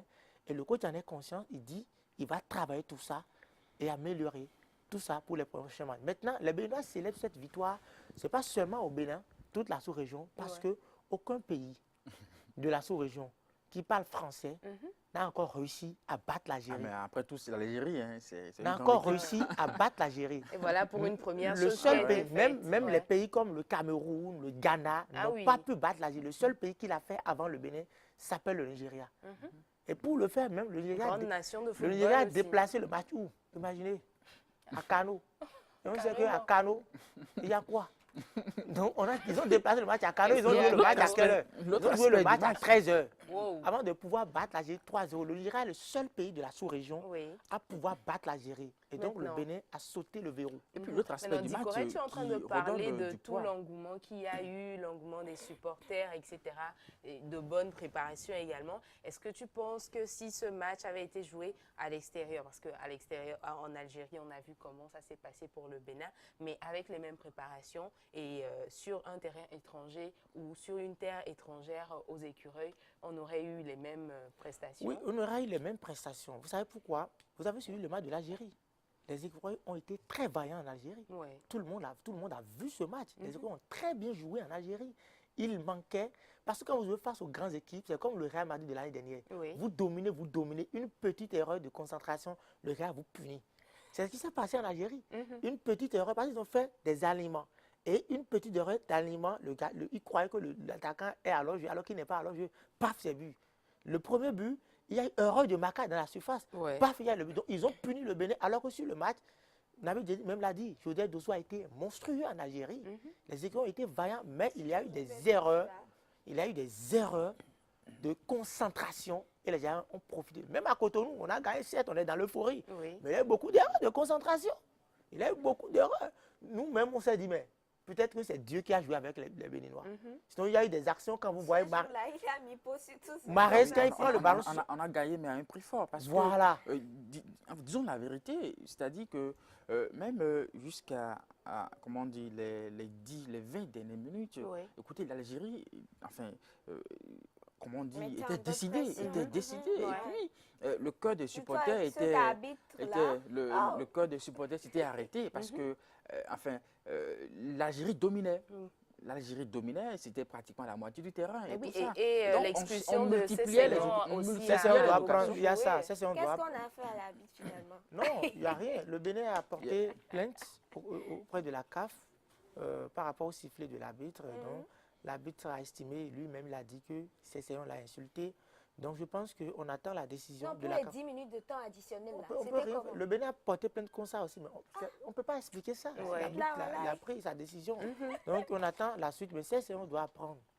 Il est le leader du groupe. À aucun moment, il devait agir ainsi. Il sait déjà le sifflet de l'arbitre. Oui. C'est vrai qu'il est le seul à pouvoir parler à l'arbitre, mais comme tu sais déjà ce que le gars fait, tu te tais. Il te donne un carton jaune, il te dit va-t'en, tu t'en vas. Vous comprenez un peu? C'est vrai que c'est un humain, mais il est le patron de l'équipe. C'est lui qui doit donner des conseils aux autres. Quelqu'un de tempérament. Voilà. Ouais. Donc, il a laissé ses gars alors qu'ils auront besoin de lui maintenant en Gambie. Bon, c'était voilà, une victoire historique qui est désormais inscrite dans les annales et c'est le Bénin qui l'a fait. On est tout simplement fiers. On va parler d'autre chose avec les préparations du championnat national. Le visionnaire Eric l'a dit que le championnat sera sponsorisé par quelqu'un. Je lui ai dit pourquoi. Il a dit parce que c'est ce dernier qui est le sponsor pratiquement de tout ce qui se fait ces derniers temps. Oui. Et véritablement, depuis 2010 qu'on a perdu le sponsor au niveau du championnat de football, on a retrouvé 8 ans après. Et le nouveau sponsor s'appelle Vitalor. Vitalor Ligue 1 sera lancé. C'est vrai que si sur ma liste, je voudrais dégager un sponsor, j'étais loin de... pensé à Vitalor. Vraiment, quoi. Non, mais tu m'as parlé de Vitalor. Mais bon, c'est lui qui est grand. Tu m'as parlé de Vitalor. Vitalor. Tu m'as parlé de Vitalor. Ouais. Vitalor est venu. Vitalor Ligue 1 sera lancé samedi prochain à 16h au stade de Parakou. Bravo. Et le championnat sera fortement financé, comme je l'ai dit, grâce au gouvernement et grâce aux sponsors qu'est Vitalor. 41 millions pour chaque club de première division, 21 millions pour chaque club de deuxième division. C'est inédit, ce n'est jamais arrivé au Bénin depuis 1960. Les clubs en ont conscience et déjà, ils en ont conscience, j'allais dire, et déjà, ils se préparent pour ne pas faire piètre prestation, j'allais dire, comprenez-moi, lorsque le championnat sera lancé. Millions. Non, je ne suis pas dedans. Moi, je ne veux rien de ça. Ensuite, donc, les préparatifs. Samedi 27 octobre prochain sera lancé le championnat de football du Bénin dans la cité des Kobourou, Parakou. Avant cette date, les 58 clubs qui devront animer les 3 différentes ligues affûtent déjà leurs âmes. Du côté de l'association sportive du port autonome de Cotonou, ASPAC, l'on a déjà bouclé le travail physique. Verticaliser. Et la défense doit remonter le ballon. Ok? Et on joue tout ça là en 2 touches de balle. Il y a pas de frappe, on frappe. On ne frappe pas assez. Waris apprend à rentrer et allumer. D'accord? Si le travail tactique continue du côté des Portugais, il n'en demeure pas moins avec l'AS Tonnerre de Boycon qui a déjà livré 5 matchs de préparation. C'est vrai que le travail devant les buts est en train de porter. Je pense que nous allons continuer sur ce fait. Mais il reste beaucoup de travail. Et nous avons des difficultés actuellement sur certains flancs que nous devions vraiment prendre en compte. Parce que l'équipe adverse, certes, on l'a gagné, mais ce n'était pas ça ce que moi je recherchais. Je voulais voir en fait les failles de notre équipe, je voulais voir les potentialités, les capacités physiques.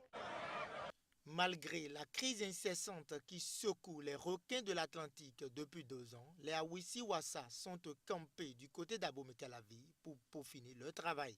On a commencé depuis 3 semaines et maintenant on est presque fin prêt pour la saison. Cette saison, l'objectif est clair. Nous devons être parmi les élites du championnat 2018-2019. Chaque club avec sa stratégie pour motiver ses joueurs à donner le meilleur d'eux-mêmes lors de ce championnat. Ainsi, du côté des guerriers de l'UPI-ONM, l'administration du club a convié les joueurs à une séance de travail pendant laquelle le projet du club leur a été présenté. Nous voulons faire de notre équipe d'université une équipe phare du championnat Et les joueurs sont décidés, ils sont gonflés à bloc pour le faire. Le projet que nous avons, c'est un projet pour faire évoluer cette équipe un peu partout en Afrique et dans le monde. Pour l'encadrement technique, les joueurs ont désormais le moral haut pour accomplir leur mission. Aujourd'hui qu'ils ont vu le président et que le président leur a rassuré qu'il sera toujours derrière eux et que chacun d'eux recevra sa prime. Ils ont parlé des salaires, des primes de match et tout ce qu'il y a autour de l'équipe, le matériel et tout, et les ambitions du club. Donc à partir de là, moi je pense que les jeunes sortiront d'ici galvanisés. Le staff technique aussi sortira d'ici très galvanisé. Tous les clubs se préparent pour animer la saison sportive 2018-2019 qui sera fortement financée par le gouvernement du président Patrice Talon qui déjà en 2017 avait injecté 821 millions de nos francs CFA dans les différents championnats de toutes les fédérations sportives béninoises. Voilà donc tout ce qu'on peut retenir donc, de ces préparations. Les clubs se préparent. Il y a même un tournoi de l'amitié qui a été organisé. Et la finale a été disputée, je crois, dimanche dernier où l'Université Polytechnique ou bien Nguema Mbazogo a battu en finale les Buffs de Parakou, champion en titre. 2 buts à 0 bien évidemment. Le premier but est l'œuvre de Friday Martins, l'international béninois. Et puis le second but, ou le deuxième but, j'allais dire, a été l'œuvre de Clotaire Kourou. En fin de match, lui aussi international béninois. Je pense que tous les clubs se préparent et on pourra assister à de très belles rencontres. Mon souhait, parce que le public est déjà découragé du championnat parce qu'on dit qu'il n'y a pas le beau jeu. Mon souhait que je veux formuler au niveau du sponsor, au niveau de la fédération, au niveau de la ligue, est qu'on permette aux gens de venir suivre les matchs gratuitement pendant au moins 10 journées pour que les gens apprennent maintenant. Oui. Mais s'ils prennent goût, ils se diront, ben, on a commencé par... Parce qu'en 2010, en 2009, quand un nouveau sponsor était arrivé, toute la saison de 2009-2010, c'était gratuit. OK. Et la saison qui a suivi, quand ils ont mis ça à 500, allez voir. Les gens ont fait le déplacement. Allez voir. Les gens payent. Absolument. Absolument. Mais parce qu'ils ont vu qu'il y a du beau. OK. Donc il faut qu'on les fallait d'abord attirer voilà. Donc je conçois la bonne foi de mettre l'entrée payante.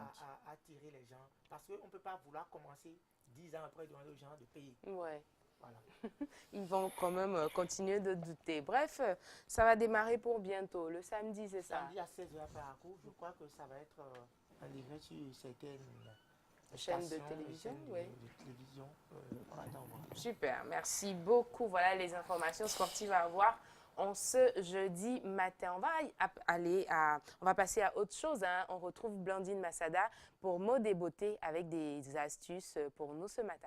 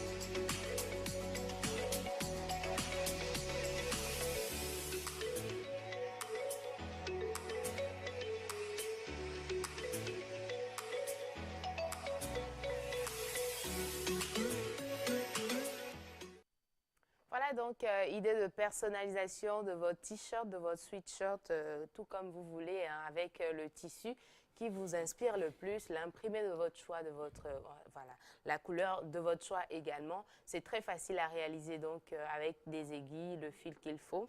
Et voilà, vous avez fait quelque chose que tout le monde n'a pas forcément dans la ville. Donc, une idée, c'était à partager avec vous ce matin. Merci beaucoup à Blandine Massada. Allez, Café Carrefour se poursuit tout doucement. On est en train de vous dérouler le programme prévu pour ce matin. Et à suivre avec Eric et Dénon, ce sera la deuxième partie de la Une du Net.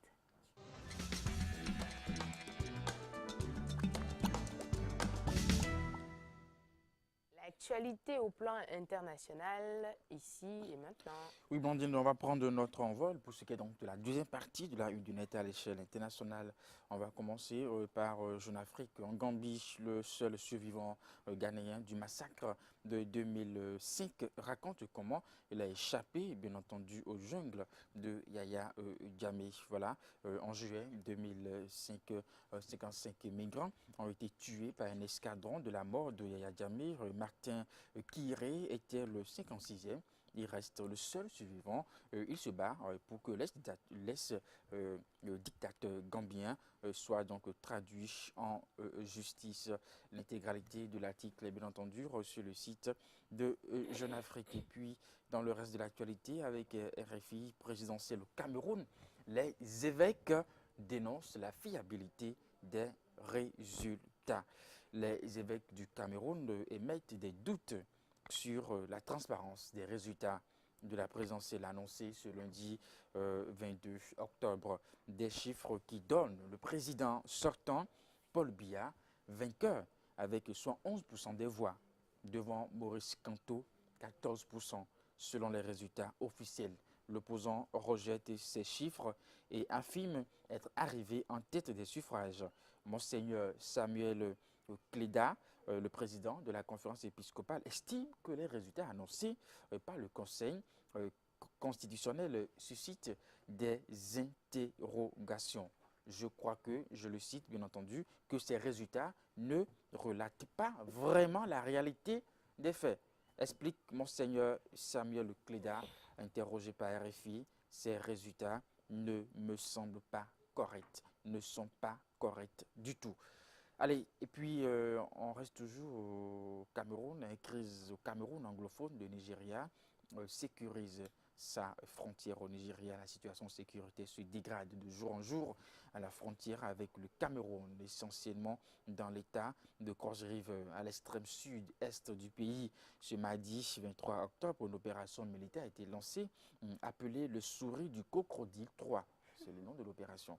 Elle doit durer un mois et vise à lutter contre le trafic d'armes et le recrutement des mercenaires par les indépendantistes camerounais. Et puis, réélection de Paul Biya au Cameroun. Pourquoi l'Élysée n'a pas encore réagi, s'interroge RFI. Les réactions internationales se multiplient depuis lundi soir à la suite de la réélection de Paul Biya au Cameroun. Le Royaume-Uni et les États-Unis ont publié un communiqué. La France, elle, l'a fait mardi en fin de journée, mais seulement via le Quai d'Orsay. Il n'y a pas pour l'instant de réaction officielle de la part de l'Élysée. Selon les informations de RFI, il n'est pas pour l'heure prévu qu'Emmanuel Macron appelle Paul Biya, comme cela est de coutume. Une simple lettre de félicitations lui sera prochainement envoyée. Voilà. Et puis au Burkina Faso, couvre-feu à Djibo. Après l'attaque contre la gendarmerie au Burkina Faso, les autorités ont instauré un couvre-feu depuis mardi soir, 23 octobre, dans le département de Djibo, dans la province de Soum, après l'attaque de la brigade de gendarmerie le 18 octobre dernier. Puis le numéro 2 de l'État islamique en Somalie, assassiné, Mahad Moualim, présenté comme le numéro 2 de l'organisation État islamique en Somalie, a été tué il y a plusieurs jours à Mogadiscio, la capitale, un assassinat vraisemblablement perpétré par les islamistes Shebab, qui eux ont prêté allégeance à Al-Qaïda. C'est entre eux en fait. Et puis Burundi, le gouvernement absent des négociations pour cause de deuil. Le 5e et dernier round des négociations interburundaises s'est ouvert mercredi 24 octobre à Arusha en Tanzanie, mais le gouvernement a fait savoir qu'il serait absent, faisant valoir que le mois d'octobre était un mois de deuil au Burundi. C'est donc là la raison principales. Et puis, Canal+, condamné par le CSA pour un public reportage sur le Togo. Oui, on va mieux comprendre. La chaîne française Canal+ a été condamnée mercredi 24 octobre par le Conseil supérieur de l'audiovisuel pour avoir fait un éloge appuyé de la politique économique du Togo.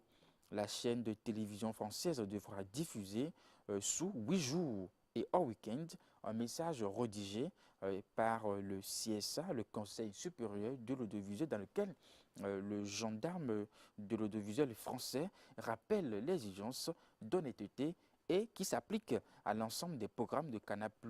À l'origine de cette condamnation, une vidéo de 6 minutes sans titre et sans générique consacrée au Togo, à stabilité politique, à ses infrastructures modernes, à son économie florissante, diffusée à un créneau pour le moins confidentiel à cette 3 minutes le 22 décembre dernier. Elle aurait pu passer inaperçu si nos confrères du journal en ligne Les Jours ne l'avaient pas repéré. Selon leur enquête, 40 séquences de cette vidéo proviennent directement de la communication officielle du président togolais. Oui, bien entendu, le problème, c'est que cela fait 3 ans que ça dure. Il y a eu l'organisation en Guinée d'un conseil qui a permis de faire applaudir le candidat Alpha Condé et qui a ensuite été réélu président et qui a attribué un port à Vincent Bolloré. La censure de l'enquête sur le bombardement de Bouaké en Côte d'Ivoire en 2004 et puis la déprogrammation d'un reportage sur la mer d'Ali Bongo en 2017. Il y a eu tout un tas d'épisodes de censure. Et donc voilà, sur le Togo, la sanction, elle est tombée. Canal+ en fait donc régulièrement. Il n'est pas à son premier incident, hein, surtout au Togo. Fin 2017 déjà, un reportage sur la contestation politique dans le pays, diffusé dans l'émission L'effet papillon, avait mystérieusement disparu des replis. Le service de visionnage en ligne, la rediffusion de ce sujet en Afrique 1 mois plus tard avait ensuite valu le licenciement à 2 cadres de Canal+ International. Il faut dire que Vincent Bolloré, le patron de la maison mère de Canal+, a quelques intérêts au Togo, c'est ça. Il nous sale le spectacle, des zones d'activité économique ou encore la gestion du port de Lomé. L'homme d'affaires français est d'ailleurs mis en examen pour corruption dans une enquête française sur les conditions d'attribution de cette concession. Direction Figaro à présent, oui, où Le Monde, voilà, aux États-Unis, des colis suspects envoyés à des personnalités opposées à Trump. Oui, aux États-Unis, des colis suspects envoyés à des personnalités opposées à Trump. Des engins similaires ont été adressés à Barack Obama, Hillary Clinton et puis un autre milliardaire, un ex-directeur de la CIA et la chaîne CNN. Plusieurs colis suspects adressés à des personnalités politiques américaines ont été découverts mercredi 24 octobre en pleine campagne pour les élections de mi-mandat dans l'État de New York et en Floride. Ils ont été envoyés à l'ancienne secrétaire d'État Hillary Clinton, à l'ex-président démocrate Barack Obama et puis à bien d'autres personnes. Hein. Aucun de ces colis qui pourrait contenir des engins explosifs artisanaux selon plusieurs médias américains. Voilà, n'a explosé et aucun blessé n'est à déplorer. Le chef de la police new-yorkaise s'est dit confiant dans le fait que le ou les coupables seraient identifiés dans les prochains jours. Et puis, hein, à la célébration donc, de la journée des Nations Unies, il n'y a que le journal Le Monde s'interroge, bien entendu, à quoi sert le Conseil de sécurité de l'ONU. Oui, le 24 octobre, la journée des Nations Unies. Lorsqu'on entend parler du Conseil de sécurité de l'Organisation des Nations Unies, c'est souvent à propos d'un conflit, et comme en Syrie actuellement. Mais comment fonctionne juste l'ONU? Pourquoi y constate-t-on souvent des blocages? Qu'est devenue l'idée d'une armée commune dans cette... Enfin, le journal nous propose bien entendu un article qui répond à ces questions. Merci beaucoup Eric de nous dire l'actualité au niveau international. Voilà, vous avez écouté. Si vous voulez beaucoup plus d'informations sur les différents articles, faites un tour sur les quotidiens précités par Eric Guédé. Non, c'était là la deuxième et dernière partie de Café Une du Net. On y va, à suivre à présent, Café Verbatim.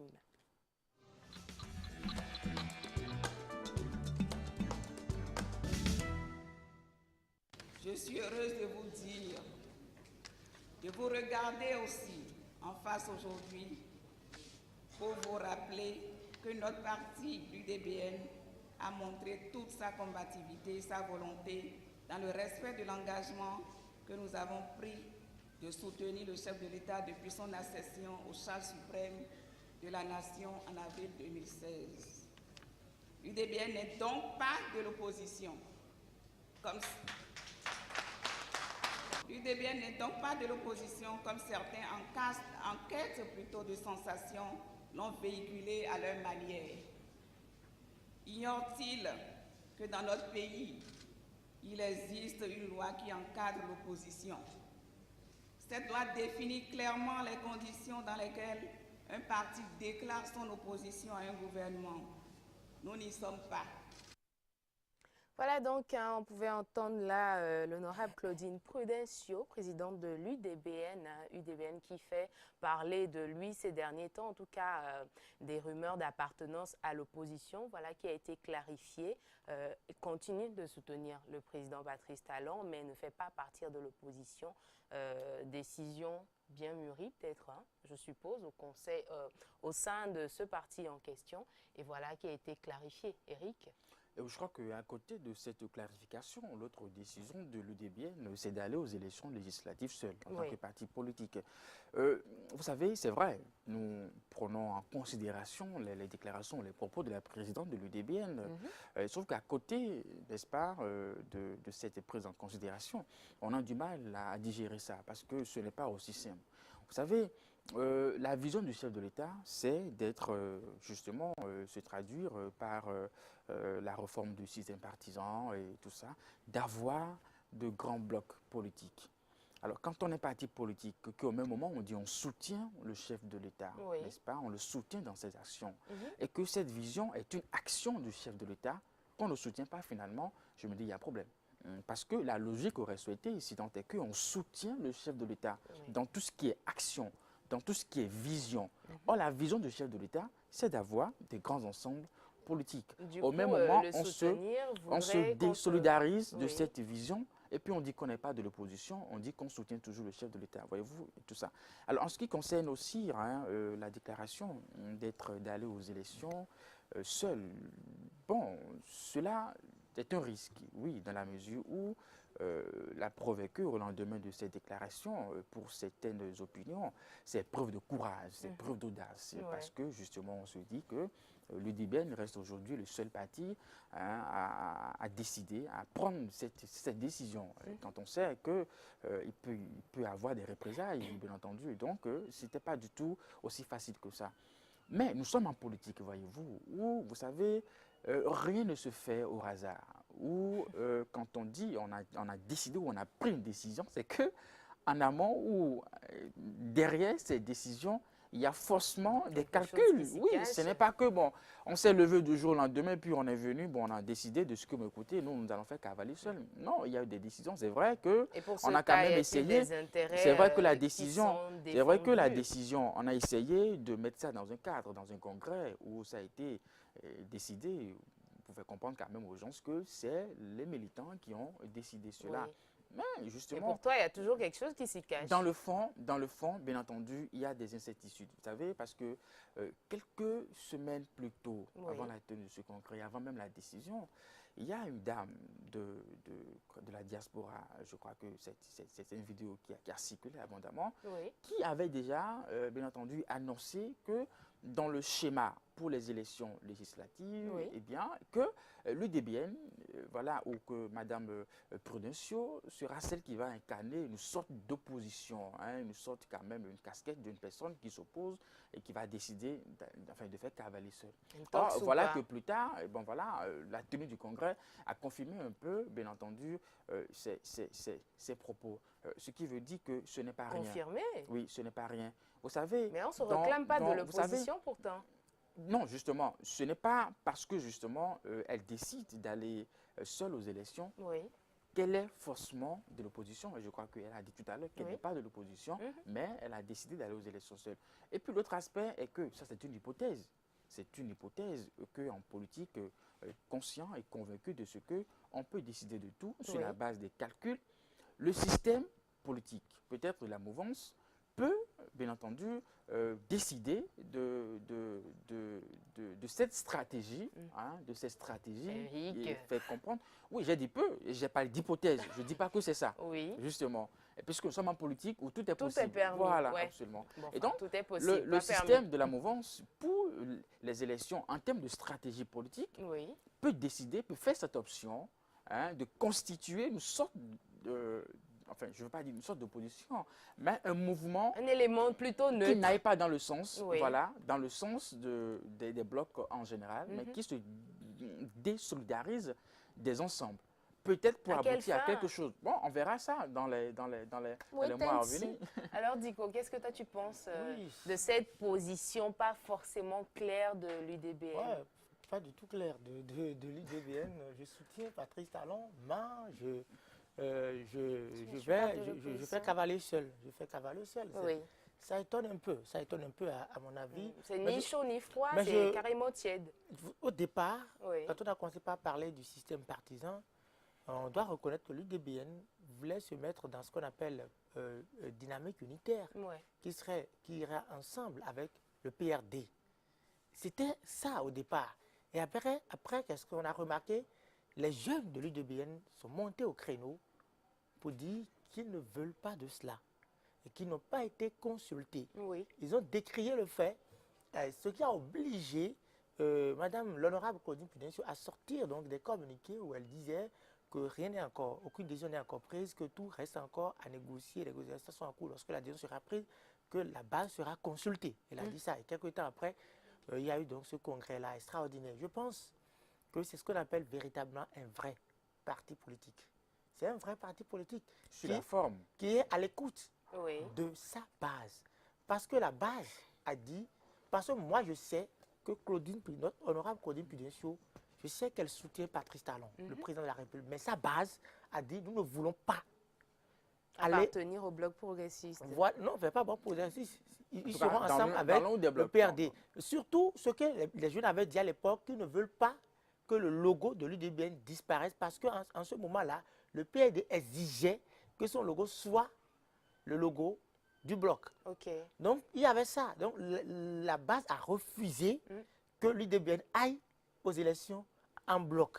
Et je suis sûr qu'après le congrès, le bureau politique est obligé d'écouter sa base. C'est ça qu'on appelle parti politique. Parce qu'on sait que les militants, parfois, se fussent du fait qu'ils ne sont pas consultés. Donc, qu'on soit supporter, allié de la mouvance ou de l'opposition, on doit avoir cette honnêteté d'esprit de reconnaître que ce n'est que comme ça qu'un parti politique peut marcher. Mais avec cette démarche-là, est-ce que vous pensez que le vouloir d'avoir de grands partis, enfin de grands regroupements politiques au Bénin, histoire de ne pas en avoir plusieurs qui pilulent un peu partout, serait chose effective? Ça sera chose effective. Quand vous allez en France, les grands partis politiques dont on entend parler, je crois qu'il y a les noms qui m'échappent, mais même aux États-Unis, la gauche et la droite, même aux États-Unis, aujourd'hui on parle il y a aussi la République en marche en France. Ce ne sont pas seulement les partis qui existent en France. Il y a des échos aussi. Il y a encore de tout petits quand même. Il y a plus de 600 partis. Mais le code est tel, fait en sorte que ces partis n'existent pas. Ils n'existent que de nom. Ils ne peuvent pas exister s'ils ne sont pas ensemble, dans un grand ensemble. Du coup, vous pensez que ça pourrait arriver à l'UDBN? Non, je ne dis pas ça de l'UDBN. L'UDBN peut être un grand parti si l'UDBN respecte les règles. Voilà. Mais je pense que les réformes du système, par exemple, peuvent marcher aussi au Bénin. Mais ça n'empêchera pas les petits partis qui veulent marcher seuls de marcher seuls. Mais parfois, ils verront que ça va les frapper. Pélagie. J'avoue que ma tête tourne toujours quand j'entends, ou que je vois les politiciens faire. C'est pour ça, moi, particulièrement la politique, je les laisse aux politiciens parce que c'est. En fait, je me demande comment on peut soutenir le président si on n'est pas de l'opposition. Soit on est un rallongement du parti du président pour qu'après les voix du président soient derrière nous pour qu'on puisse. Parce qu'un petit, disons, un petit parti comme ça, qui ira aux élections, compte sur quoi pour gagner? Si en face de lui, il y a des regroupements de plusieurs partis qui ont en même temps plusieurs voix, plusieurs partisans, compte sur quoi vraiment pour gagner? Du coup, moi, je me pose encore la question et en fait, je ne veux pas avoir mal à la tête, donc je laisse tomber. Non, mais je crois que généralement, il nous arrive de faire cette comparaison. Parce que quand on, dans ce débat d'avoir des blocs, il nous arrive de faire cette comparaison avec la France, les États-Unis, en termes de trucs et tout ça. Et je dis non, c'est vrai que j'ai envie de le faire, mais est-ce que c'est possible? C'est même une sorte d'hypocrisie parce que là-bas, le discours est important. L'idéologie a de la valeur, voyez-vous. Chez nous, on n'a pas fini de régler les problèmes d'intérêt personnel pour s'occuper, bien entendu, de la question de l'idéologie, de ce qui est, bien entendu, derrière ces blocs. La preuve est que depuis qu'on est en train de mener véritablement ce débat, il n'y a pas... On ne ressent pas une sorte d'idéologie, n'est-ce pas, qui puisse nous amener à comprendre ou à accorder du crédit, bien entendu, à ce qui se fait. Sauf que dans le cas de l'UDBN, il y a des risques, voyez-vous, parce que quand on sait qu'il y a déjà l'existence d'un code électoral qui a ses exigences, est-ce que le parti, aujourd'hui, avec ses décisions, pourra véritablement se conformer à ça?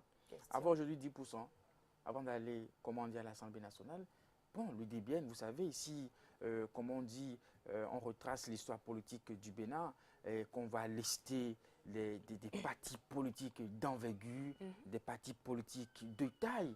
Je ne suis pas sûr certain qu'on puisse, n'est-ce pas, inscrire l'UDBN. Donc ça veut dire que, je suppose qu'ils sont véritablement conscients de ce qu'ils doivent véritablement mouiller le maillot. C'est vrai, on a pris ces décisions. Mais il faudrait, bien entendu, mobiliser les gens sur le terrain parce qu'aujourd'hui, il faut être un parti politique qui existe sur l'échiquier national. Il ne s'agit plus à l'ADA, GLO et tout ça. Non, il s'agit aujourd'hui d'être présent dans tous les départements. Et quand on parle de présence dans tous les départements, il ne s'agit pas de 10 militants, c'est vraiment un grand nombre. Donc, je crois que c'est aussi nos problèmes. Et c'est en ça que je dis... oui, justement. Se donnera les moyens d'y arriver. Et c'est en ça que je dis que quand on met tout ça ensemble et qu'on voit la décision, c'est qu'on a comme l'impression que c'est un topo en fait, quoi. C'est un truc orchestré. Carrément. Bon. En tout cas, le temps nous dira beaucoup plus sur cette décision de la part de l'UDBN et de tous ses militants. Allez, on va poursuivre avec la deuxième partie de la météo. Déjà, bonjour à ceux-là qui viennent d'arriver. C'est bien sûr Café Carrefour qui bat son plein par ici. Et tout de suite, on vous sert les prévisions météo de ce matin.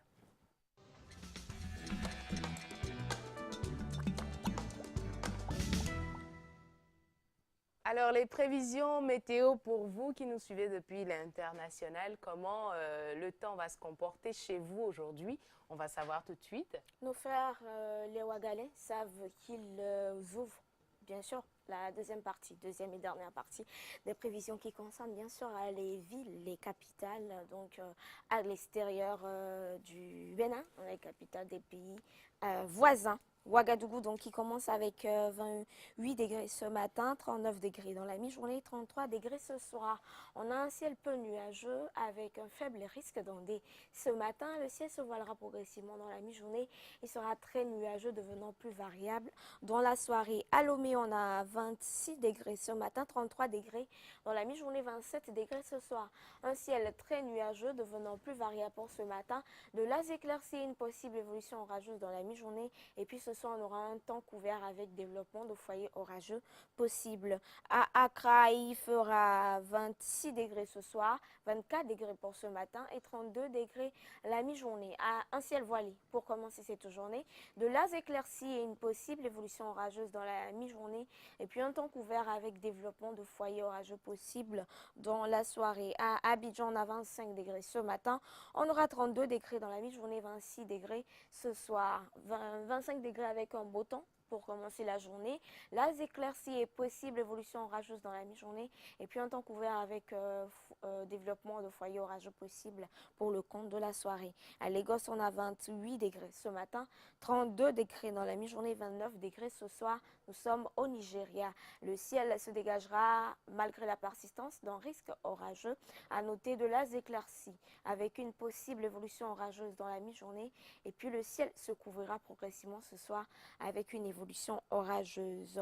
Au menu du temps, bien sûr, à Niamey aujourd'hui, on a comme chiffre 30 degrés et puis assez de nuages. Le ciel sera donc voilé par ces nuages-là ce matin. Pareil, dans la mi-journée, il y aura 41 degrés comme température et il fera 37 degrés ce soir avec un ciel clair, pas d'instabilité notoire à noter. Bon, excusez, la tautologie quand même, mais pas d'instabilité notoire, donc à observer à Niamey aujourd'hui. À Brazzaville, on a 24 degrés pour ce matin, 27 degrés dans la mi-journée, 36 degrés, 27 degrés pardon, ce soir et 36 degrés dans la mi-journée. Un beau temps malgré quelques passages nuageux pour ce matin. Le ciel variable devenant peu nuageux dans la mi-journée et puis une couverture nuageuse élevée épaisse dans la soirée. Après Brazzaville, nous irons à Dakar où il fait 27 degrés ce matin. Il fera 28 degrés ce soir et 32 degrés dans la mi-journée. Un ciel voilé pour démarrer cette journée. Un beau temps dans la mi-journée et un beau temps ce soir aussi. À Malabo, en Guinée équatoriale, on a 22 degrés pour ce matin, 26 degrés dans la mi-journée et 23 degrés ce soir. Un ciel très nuageux devenant plus variable ce matin, couvert à orageux dans la mi-journée et puis également dans la soirée. Pour finir à Nouakchott, en Mauritanie, on a 27 degrés ce matin, 33 degrés ce soir et 36 degrés cet après-midi. Éclaircie et passage de système nuageux dense ce matin, ciel à moitié nuageux dans la mi-journée également dans la soirée. Merci beaucoup. Voilà, téléspectateurs, au niveau international, vous savez ce qui se passera tout au long de cette journée de jeudi 25 octobre 2018. On va retrouver Pélagie Blé aussi pour la chronique Café Culte.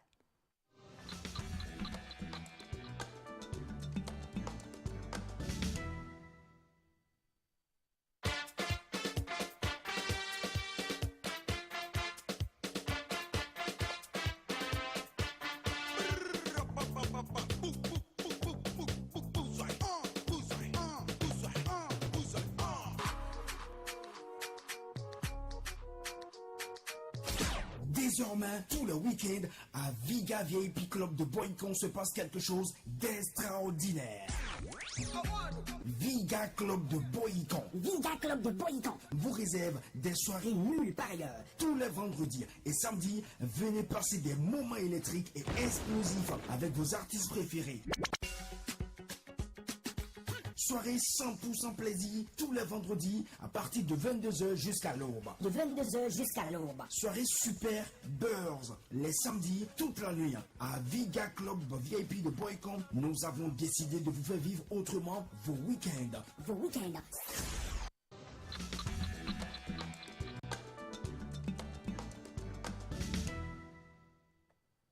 Alors, Café Culte de ce jeudi, on y va. Un dimanche 7 octobre dernier aux Nicolas États-Unis Sarkozy. avaient lieu les African Music Magazine Awards où plusieurs artistes ont été récompensés.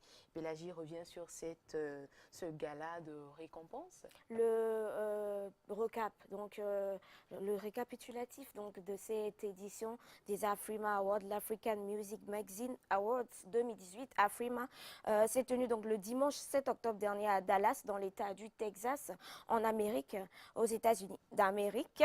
À cette 4e édition, le Congolais Fally Ipupa s'en est sorti avec 3 trophées. Alors je disais à l'entame de l'émission que c'était 2 trophées. Voilà, c'est une erreur.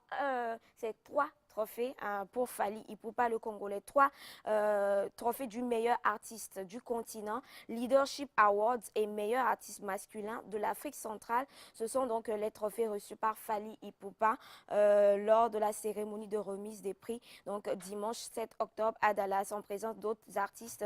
La réussite de ce dernier est rendue possible grâce à son album Tokos. D'après donc les membres du jury, c'est donc grâce à son album Tokos où intervenaient des artistes talentueux comme Booba, R. Kelly, MHD, Que Black, NASA, Aya Nakamura et Shea. Ce produit donc dont les premiers extraits sont au top des hits africains depuis la fin de l'année 2017, particulièrement pour le cas de Kinam et Elokoyo, a permis donc à Fally Ipupa d'apporter une touche de modernité au folklore congolais. Il faut noter qu'en 2017, le chanteur congolais était reparti avec les trophées du meilleur artiste francophone et de la vidéo de l'année pour le clip Elokoyo. Donc c'est un habitué de la liste des winners donc de Afrima Awards, cédant le titre d'artiste de l'année à Davido. En dehors de Fally Ipupa, d'autres artistes ont vu leurs efforts salués au cours de cette soirée. C'est le cas du groupe togolais Toufan qui a raflé donc les prix du meilleur groupe d'Afrique et meilleur artiste francophone. On a Yemi Alade aussi qui a été sacrée meilleure artiste féminine de l'Afrique de l'Ouest. Je vais vous laisser voir le palmarès en images.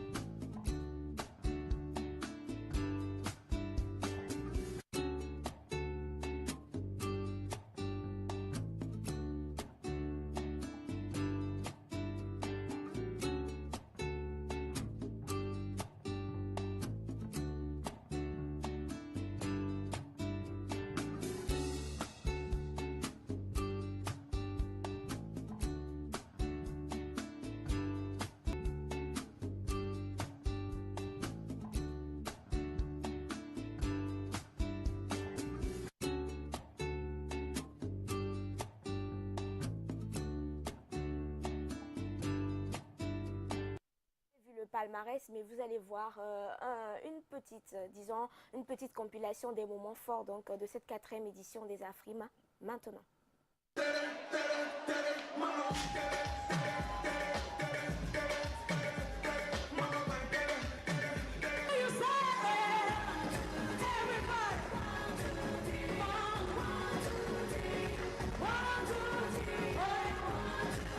It's Afrima 2018. We want to feel your energy tonight. Yeah. I like that. Yeah. Two guys have been introduced, and of course, if you can see what I see on this stage, you will know one of the most beautiful women ever out of East Africa.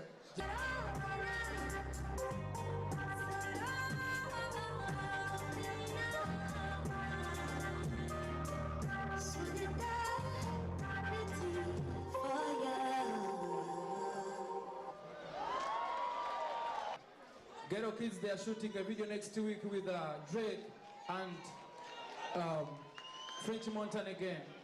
And we have a video with French Montana has over 900 million views. Please clap for Africa and East Africa. Here with my dad, Mr. Flavor Nabanya, along with Madam Queen Julie Dino Shaking, and my mom, Mama Fatusi Kota, and my mom, Mama Tina Weaver, and I represent Liberia. And thanks to APA Award.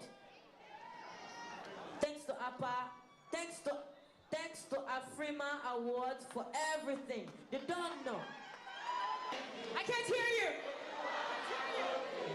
And if you to get it, never forget to say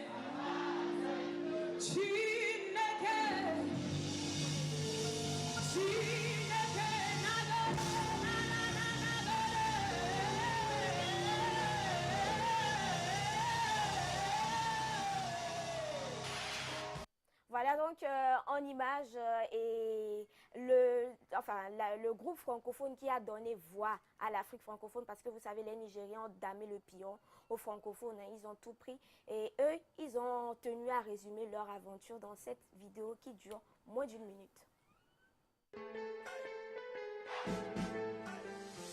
Tu m'énerves avec ton histoire que tu racontes.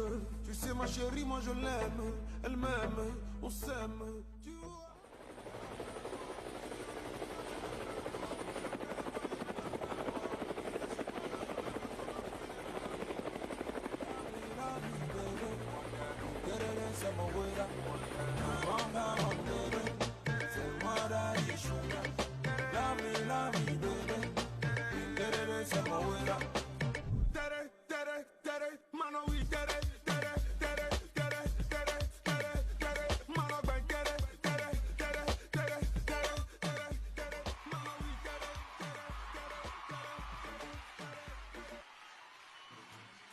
Voilà donc la célébration de l'excellence des Noirs qui a donc qui a eu lieu le 7 octobre dernier. Ça a pris du temps, mais finalement on y est arrivé. J'espère en tout cas que la prochaine édition aura donc à avoir plus de francophonie. Merci à tous. Hein. C'est avec ce gala qu'on va se séparer. À demain, ce sera pour le tout dernier numéro de Café Carrefour. Portez-vous bien.